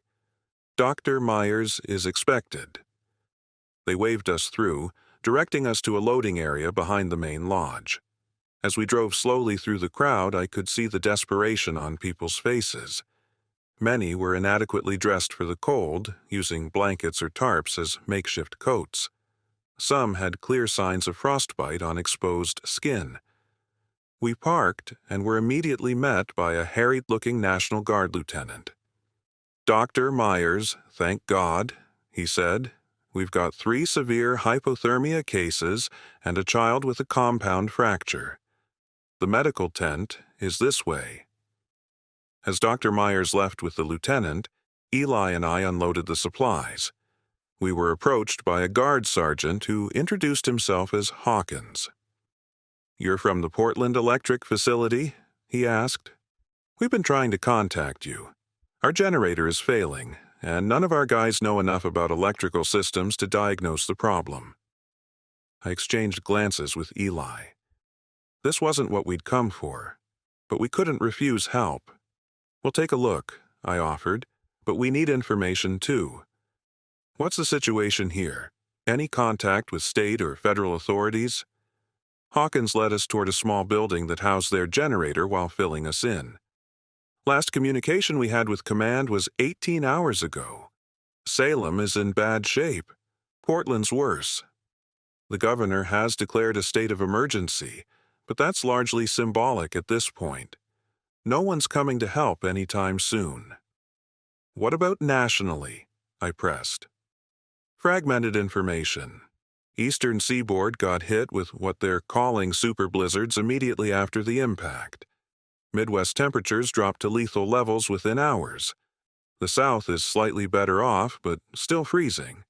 We're on our own, at least for now." The generator building was only marginally warmer than outside. Inside, a large diesel generator was running, but making a worrying knocking sound that any engineer or mechanic would recognize as trouble. Eli immediately began examining it. "Fuel filters clogged with paraffin," he announced after a quick inspection. "The diesel's gelling in the extreme cold." I nodded in agreement. "We need to warm the filter and fuel lines, then add anti-gel additives if you have any." "We used the last of it yesterday," Hawkins admitted. I thought for a moment. Isopropyl alcohol might work as a substitute. Do you have any in your medical supplies? Hawkins radioed someone to bring what they had. While waiting, I checked the rest of the generator. It was running too hot, likely compensating for the fuel issues. If it failed, hundreds of people would be without heat in lethal temperatures.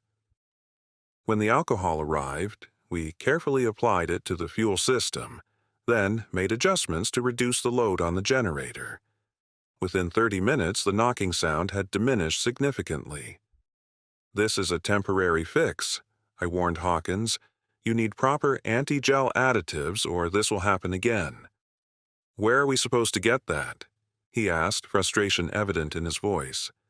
"Gas stations, auto parts stores. Any diesel truck stop would have it." "We've already scavenged everything within safe traveling distance," he said. I thought about our own generator back at the Portland Electric facility.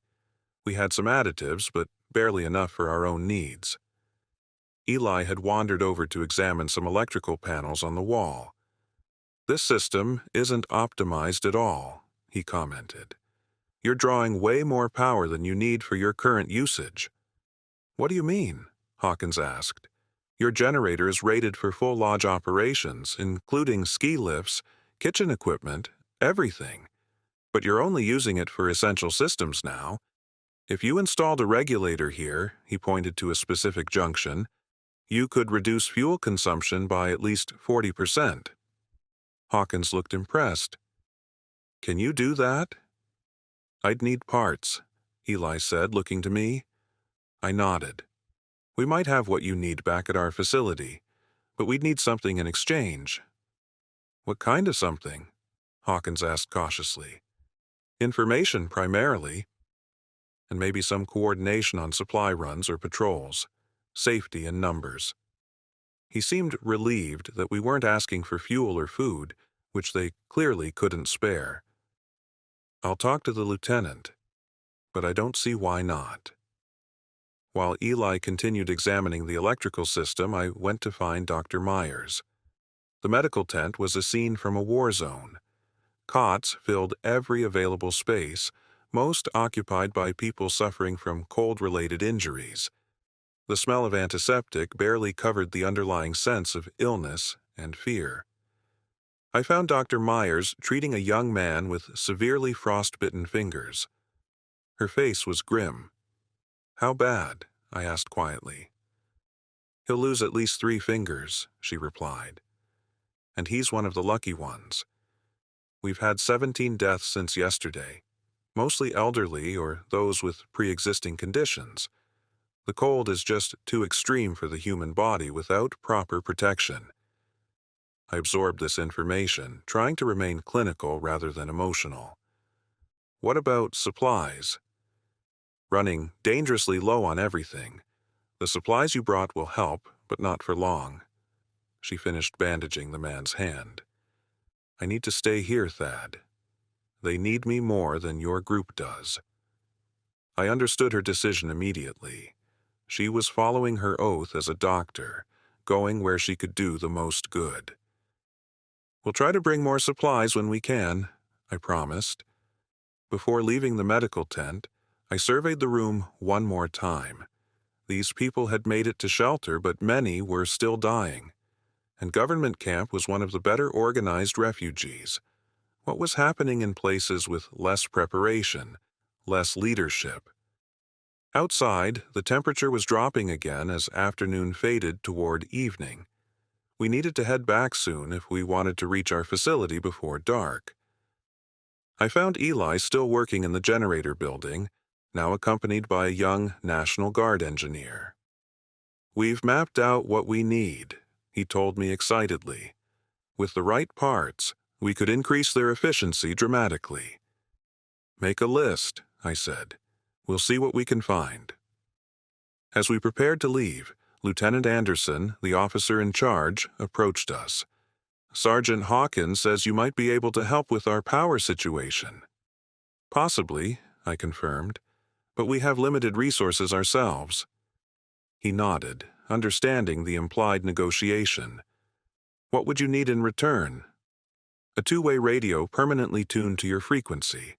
regular information exchange, and if possible, occasional use of one of your snowmobiles for scouting or emergency transport. He considered this for only a moment before agreeing. Done. When can you return with the parts? Tomorrow, weather permitting, but I can't promise we'll have everything you need. Before we left, the lieutenant gave us an information packet they'd compiled from various sources. Weather forecasts, road conditions, status reports from other shelters in the region. It was the most comprehensive information we'd seen since the disaster began. The drive back was tense. Daylight was fading, and in these conditions, being caught outside after dark was potentially fatal. We pushed the truck as hard as we dared, finally pulling into our facility garage just as the last light disappeared from the sky. Williams and the others were waiting anxiously. The relief on their faces when we returned safely was palpable. "What did you find out?" Johnson asked immediately. I held up the information packet. A lot. None of it good. That night, we gathered around the wood stove to go through everything we'd learned. The picture it painted was bleaker than even I had imagined.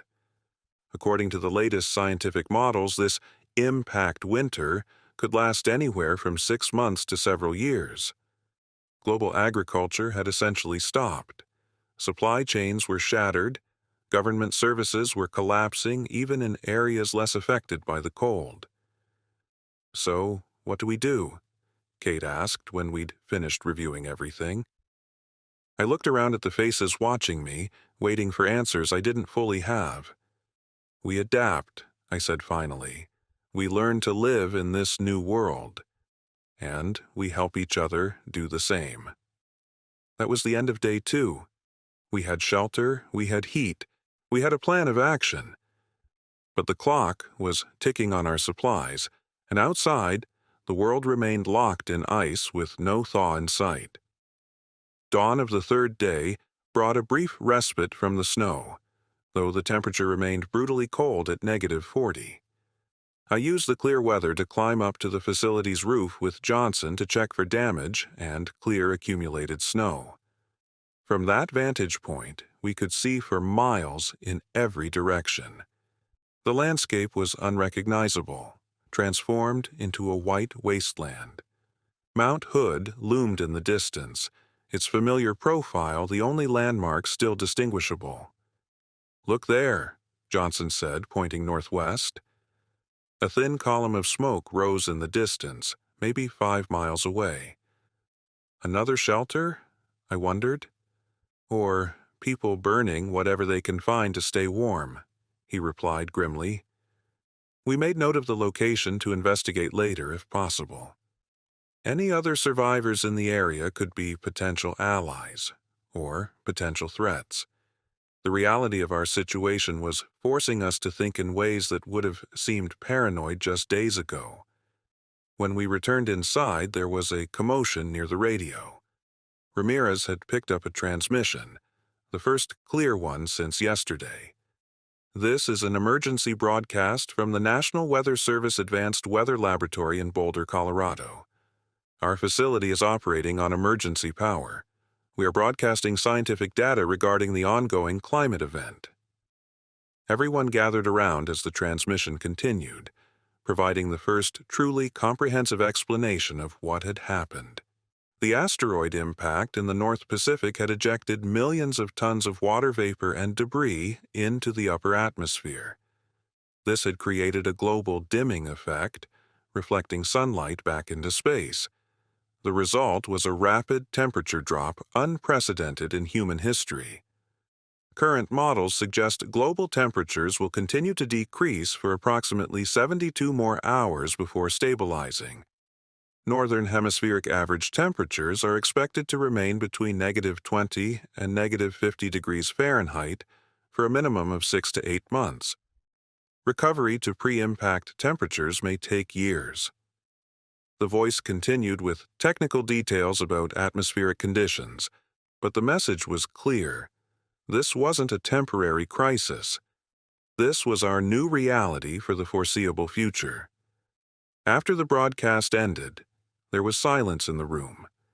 The scientific confirmation of our worst fears had a sobering effect. This wasn't just about surviving a few days or weeks. This was about adapting to a completely transformed world. I found myself looking at each face, assessing their mental state. Some showed shock, others grim determination. Kate caught my eye and gave me a small nod. She understood the implications as well as I did. "So what now?" Mrs. Henderson asked, her voice wavering slightly. Before I could answer, there was a sharp knock at the door.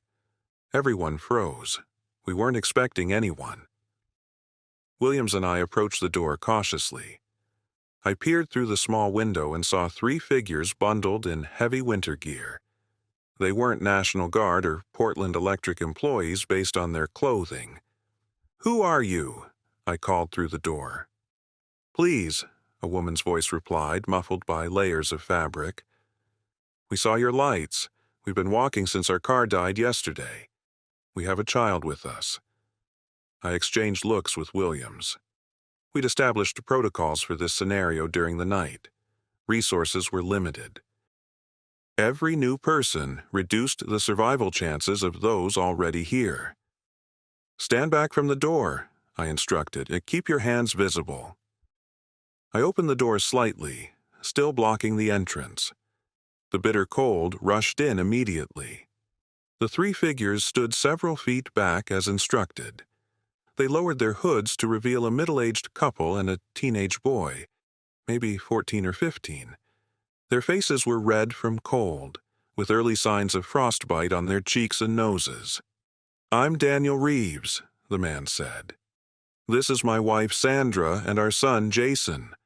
Our car ran out of gas about 3 miles from here. We've been walking all night." I studied them carefully. They looked exhausted and desperate, but not threatening. The boy was clearly suffering from the cold, shivering uncontrollably. "Any weapons?" I asked bluntly. Daniel shook his head. "Just some food and water. We were trying to reach government camp. Heard there was a shelter there."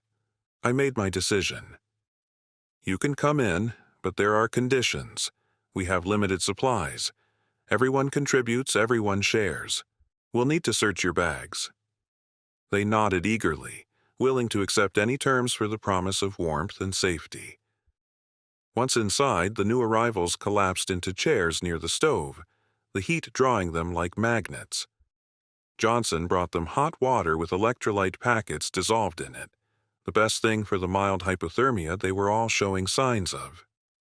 Williams quietly checked their backpacks, finding only some granola bars, a half-empty water bottle, and family photos. No weapons, no drugs, nothing concerning. "You're lucky we saw you," I told them as they warmed up. "We don't normally keep the exterior lights on to conserve power." "We saw smoke from your chimney," Sandra explained. "It was our last hope. We'd been in our car for nearly a day after running out of gas. When the temperature kept dropping, we knew we had to move or die." Their story was similar to so many others. Caught unprepared by the suddenness of the disaster, making desperate decisions with incomplete information, simply trying to stay alive 1 hour to the next. As they recovered, I asked Daniel about his background, skills that might be useful to our group. This wasn't charity. In our situation, every person needed to contribute. "I was a high school science teacher," he said. "Physics and chemistry. Sandra's a nurse practitioner." That got my attention. Medical skills were incredibly valuable. "A nurse? With clinical experience?" Sandra nodded, still shivering slightly. 15 years in emergency care at Portland General. I glanced at Kate, who had been our designated medical person since Dr. Myers stayed at government camp. Kate smiled, recognizing the value this new arrival brought to our group. "And your son?" I asked. "Jason's got a knack for mechanics," Daniel said with obvious pride. "Been rebuilding engines since he was 12. The boy looked up, speaking for the first time. I can fix things. Anything with moving parts. 3 people with useful skills. It was almost too perfect. I felt a twinge of suspicion, which I hated but couldn't ignore. In this new world, trust was a luxury. We'll need to verify those skills, I said, keeping my tone neutral. Everyone here contributes based on their abilities. They agreed readily, seeming almost relieved at the prospect of having purpose, structure. With that settled, we integrated the newcomers into our shelter. Sandra immediately offered to check on Mr. Henderson and the children, putting her medical skills to use. Daniel joined Williams at the maps, offering insights about terrain and potential resources based on his local knowledge. Jason gravitated toward Eli and Patel, who were working on the regulator parts for Government Camp's generator.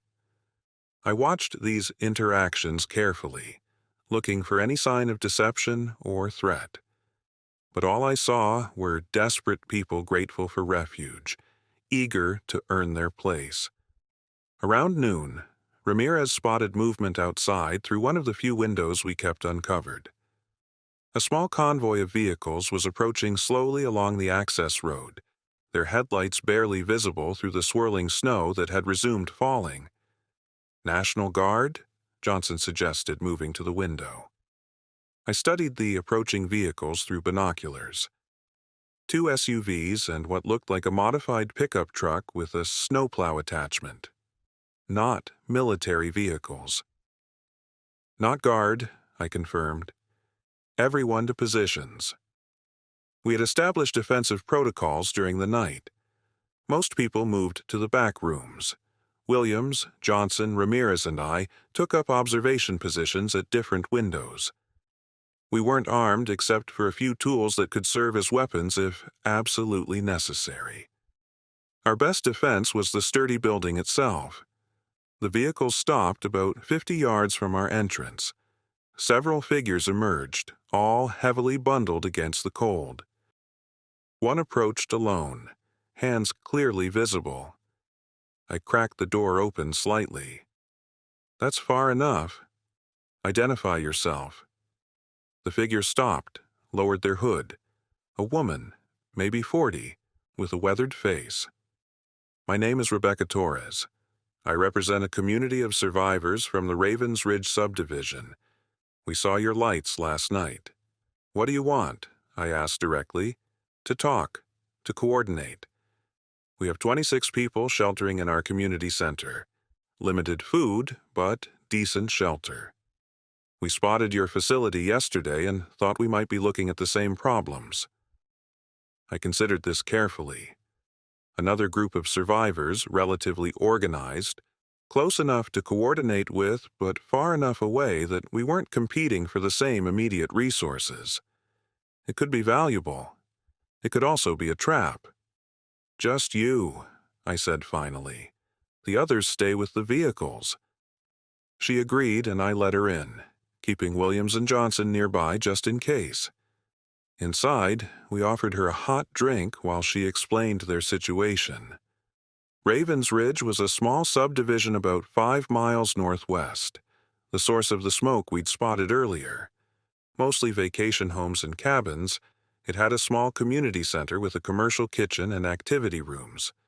When the crisis hit, those who happened to be there had gathered in the center, pooling resources. They had wood stoves for heat but were running low on food. Their main advantage was a small reservoir with a gravity-fed water system that didn't require electricity. "We have skilled people," Rebecca explained. "A retired electrician, a carpenter, a doctor. But we lack certain supplies. Medical equipment, tools, communication gear." "And you're proposing what exactly?" I asked. "An alliance of sorts. Shared resources, shared knowledge, safety in numbers." It made sense. Neither group had everything needed for long-term survival. Together, we might fill crucial gaps. "We'd need to verify everything," I said. "Send a team to your location, see your setup." "Of course," she agreed quickly. "We expect the same caution we're practicing ourselves." We discussed terms, boundaries, communication protocols. It was surreal, like negotiating a business deal while the world ended around us, but it was necessary. Structure and rules would keep us alive when emotions and fear might lead to disaster. After Rebecca left, I gathered everyone to discuss this new development. Opinions were mixed. Some saw the obvious advantages of cooperation. Others worried about security and diluted resources. "We need allies," Kate argued. "None of us have all the skills or supplies to survive long term." "Or they could be planning to take what we have," Johnson countered. "We don't know these people." I listened to all sides before making my decision. Tomorrow, weather permitting, I'll take a small team to their location, verify their situation, their resources. If everything checks out, we establish communication protocols and limited resource sharing. Nothing more until we're certain. No one objected to this middle ground approach. We needed to expand our network of allies, but cautiously. Trust would be earned, not given freely. The rest of the day was spent taking inventory, organizing supplies, and working on the parts for Government Camp's generator.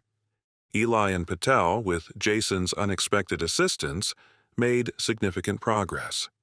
The teenager truly did have a gift for mechanical systems, quickly grasping concepts and offering practical solutions.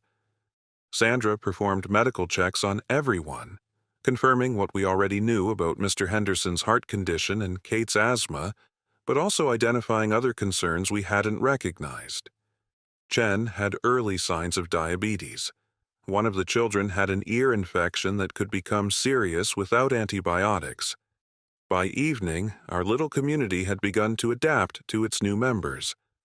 The division of labor was more efficient, the mood slightly more optimistic. Having a plan, potential allies, and new skills in our group had lifted spirits.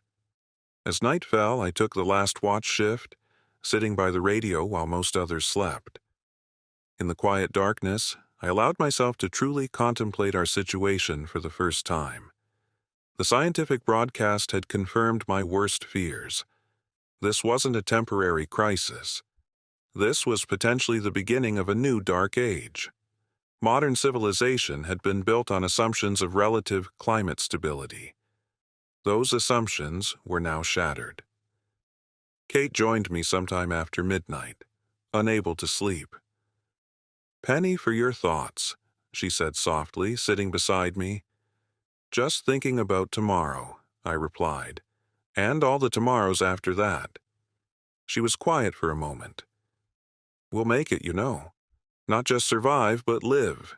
Humans are adaptable." I hoped she was right. As day 2 ended and day 3 began, we had shelter, heat, and a growing network of allies. But the real test was still coming, when supplies ran out. When fuel dwindled, when sickness spread. That's when we'd truly learn what kind of world we were building from the frozen ashes of the old one. The morning of the 3rd day brought a new challenge. Our generator began to sputter and struggle around 7 in the morning. The diagnostic panel showed fuel flow issues similar to what we'd seen at Government Camp, but worse. The diesel was gelling in the extreme cold despite the additives we'd used.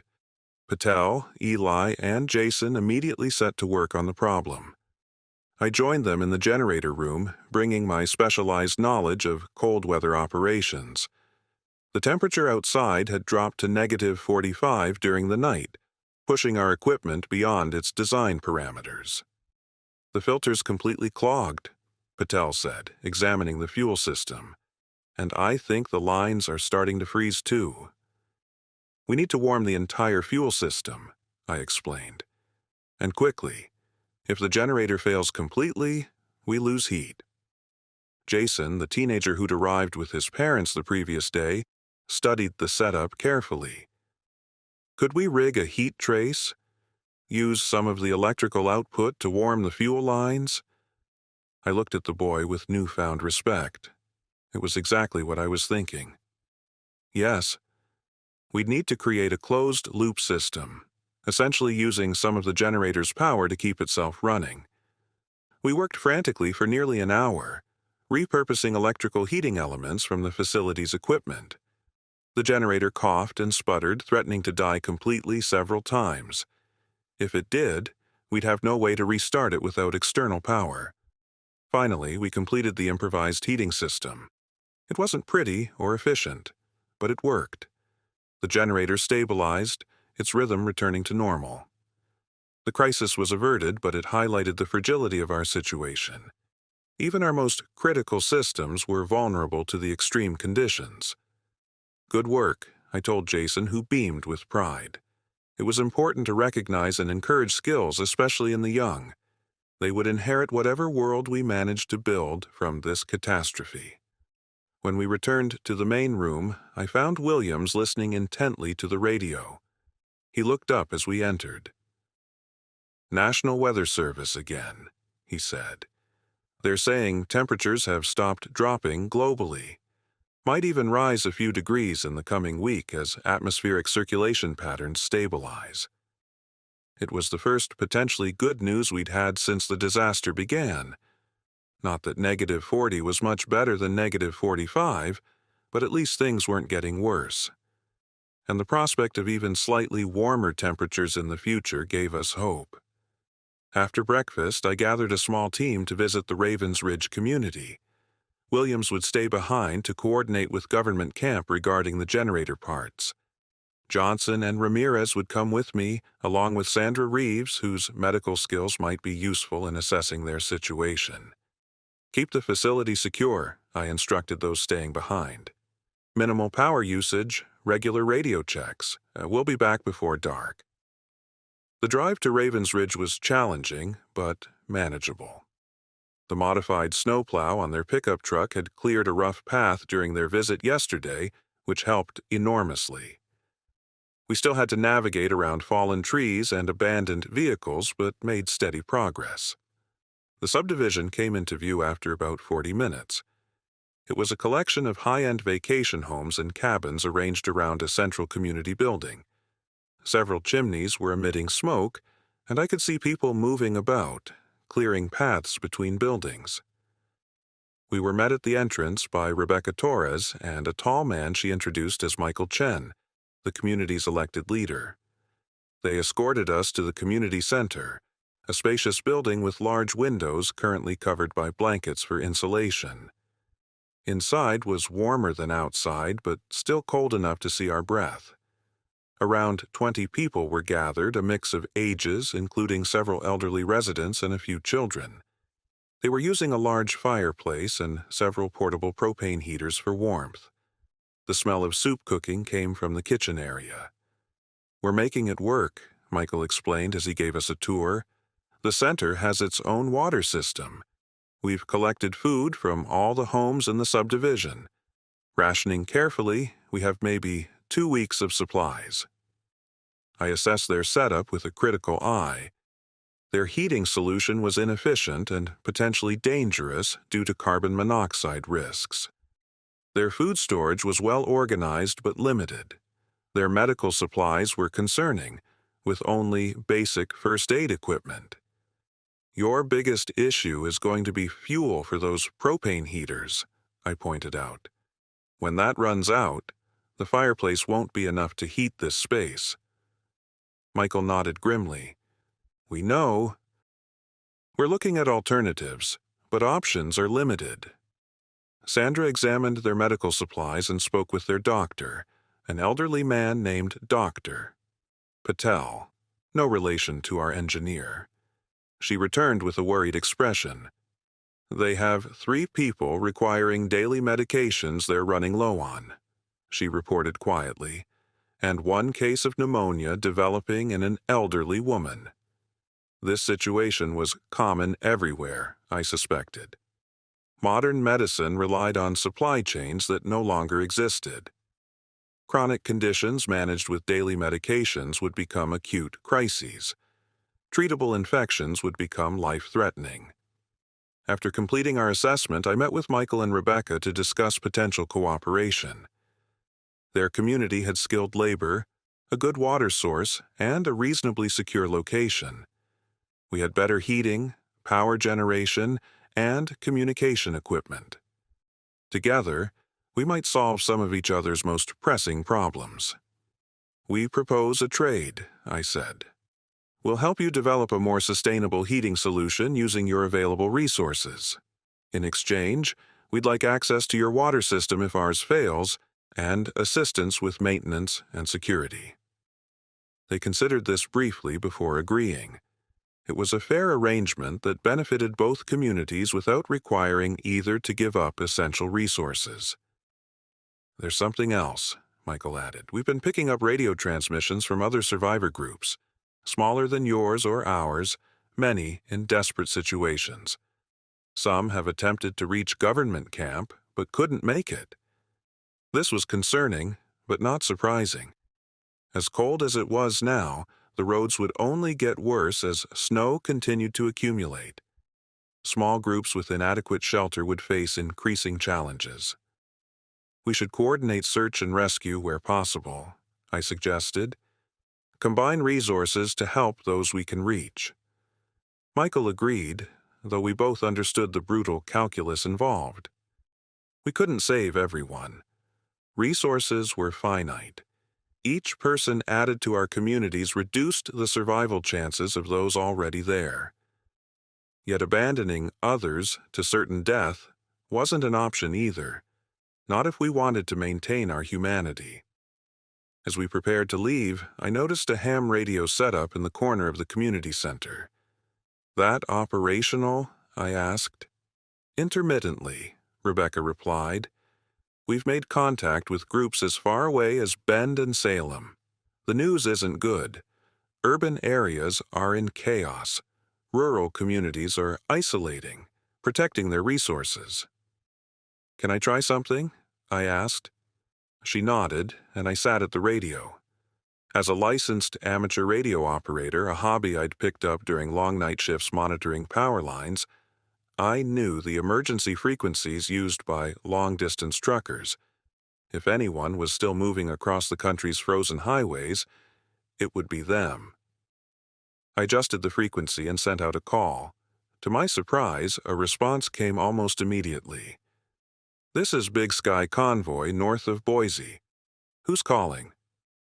I explained our situation briefly. The trucker, who identified himself only as Marco, provided the first news we'd had from outside our immediate area. Interstate system is shut down east of the Rockies, he reported. We've got 30 rigs holed up at a truck stop running on generator power. Fuel's getting low. Military tried to reach us 2 days ago, but couldn't make it through the snow. Any news from further east? I asked. Nothing good. Chicago's dark. Denver, too. Southwest is slightly better. Temperature's only around 0 there. We've heard California got snow all the way to the Mexican border. Unheard of.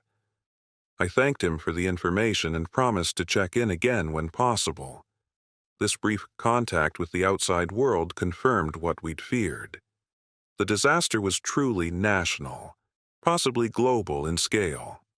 Help wasn't coming anytime soon, if ever.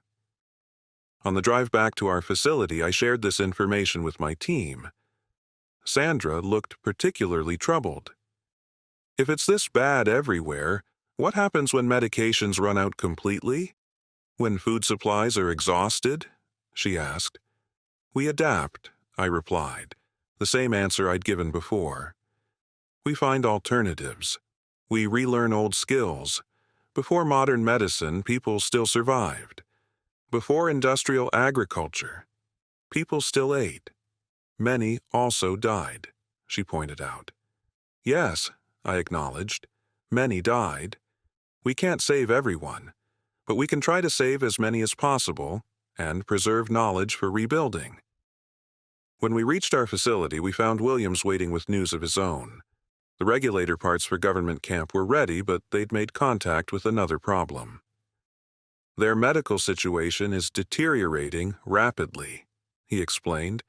Dr. Myers requested urgent additional supplies. They've got people dying from exposure and secondary infections. I weighed our options. The drive to government camp was dangerous, consuming precious fuel. We had limited medical supplies ourselves, but the shelter there held hundreds of people, including children. "We'll go tomorrow," I decided. "First light. Take the regulator parts and whatever medical supplies Sandra says we can spare." As evening approached, our generator began struggling again, despite the modifications we'd made earlier. The extreme cold was affecting systems in ways we hadn't anticipated. Eli, Patel, and Jason worked tirelessly to keep it running, but it was clear we needed a more permanent solution. "The fuel won't last more than another week at this rate," Patel warned, "and that's assuming the generator itself doesn't fail from constant strain." "What about alternative power sources?" I asked. "Solar is useless with these clouds, but what about wind?" "Possible," Eli said thoughtfully. "The facility has those small wind turbines for monitoring stations. Not enough to power everything, but maybe enough to run essential systems if we modified them." It was a project worth pursuing. Anything that extended our fuel supply increased our chances of survival. As day 3 came to an end, I found myself increasingly focused on long-term planning. The immediate crisis of freezing to death had been temporarily solved. Now we faced the slower but equally deadly challenges of dwindling supplies, mechanical failures, and medical issues. I checked on Kate before turning in for the night. Her breathing was better, but her supply of medication was visibly diminishing. Without her inhalers, her asthma would become life-threatening in these conditions. "We'll figure something out," I promised when she expressed concern about her dwindling medication. "I know you will," she replied with more confidence than I felt. "You always do." That trust was both comforting and terrifying. So many people now depended on decisions I made with incomplete information and limited resources. One mistake could cost lives. As I finally lay down to rest, I realized something important had changed over these 3 days. We were no longer just surviving hour to hour. We were beginning to build something new from the ruins of the old world. Whether it would be better or worse than what came before remained to be seen. The 72 hours since the asteroid impact had transformed not just the world, but everyone in it, myself included. The cold had stripped away pretense and privilege, leaving only the essential elements of humanity, both good and bad. How we proceeded from here would define us for generations to come, if generations were to come at all. Those first 72 hours after the asteroid impact were just the beginning. In the days that followed, we established a network of communication with other survivor groups. Government Camp became our central hub, connecting smaller outposts like ours and the Ravens Ridge community. We coordinated supply runs, shared critical information, and pooled specialized skills. The generator parts we delivered to Government Camp extended their fuel supply significantly. In return, they provided military-grade communications equipment that allowed us to reach survivors as far away as Boise and Seattle. Those connections became our lifeline to the wider world, telling us what was happening beyond our immediate area. It wasn't good news. Major cities had collapsed entirely. The power grid was down across at least 90% of North America. The government had relocated to underground facilities, but their ability to provide aid or maintain order was minimal at best. We were truly on our own. By the end of the first week, we faced our first major internal crisis. Mr. Henderson's condition deteriorated rapidly. Despite Sandra's medical knowledge, his heart simply couldn't handle the prolonged stress and cold. He passed peacefully in his sleep 7 days after we reached the facility. We held a small memorial service but couldn't bury him in the frozen ground. Instead, we created a temporary resting place in a storage shed, the cold preserving his body until spring might come again. His death affected everyone deeply. Mrs. Henderson nearly gave up herself, but Kate wouldn't let her. My sister had always been the emotional strength in our family, and she became that for our growing community. She organized people into teams, assigned meaningful tasks, and ensured everyone felt valued. Even with her asthma limiting her physical activities, her leadership was invaluable. 10 days in, our first supply run to abandoned homes and businesses yielded valuable resources. We found medications, including asthma inhalers for Kate, winter clothing, and tools. But we also encountered other survivors, some desperate enough to attack us for what we carried. Johnson took a knife wound defending our supplies. He recovered, but the incident forced us to implement stricter security protocols. Armed escorts became standard for any outside activity. The true game changer came 12 days after impact, when Eli and Jason completed their first wind turbine using parts salvaged from the maintenance facility and nearby structures. It wasn't powerful enough to replace our generator entirely, but it reduced our fuel consumption by nearly 30%. That success sparked further innovation. Within days, they had designed a more efficient heating system and begun work on water purification methods that didn't rely on power. 14 days in, we received the first transmission from outside North America. A research station in Antarctica reported similar conditions worldwide. Europe was experiencing temperatures 40 degrees below normal. Northern Africa had snow for the first time in recorded history. Even equatorial regions were facing unprecedented cold. The planet hadn't seen conditions like this since the last ice age, over 10,000 years ago. That global perspective shifted our thinking. This wasn't just about surviving until help arrived or conditions improved. This was potentially a multi-year, even multi-decade event. We needed to adapt for the long term, to learn to live in a fundamentally altered world. Which brings me to today, 16 days after the impact that changed everything. I'm recording this as a testament to what happened, but also as a guide for others. The knowledge and skills that saved us might save others too. Looking back now, I can see how my specialized training as a transmission line technician made the difference between life and death multiple times. Before the disaster, I often felt my job was invisible, unappreciated. People only noticed power workers when the electricity went out. The rest of the time, we maintained critical infrastructure in the background, climbing towers hundreds of feet high in extreme weather, ensuring the modern world kept functioning. Those same skills became our salvation when that modern world collapsed.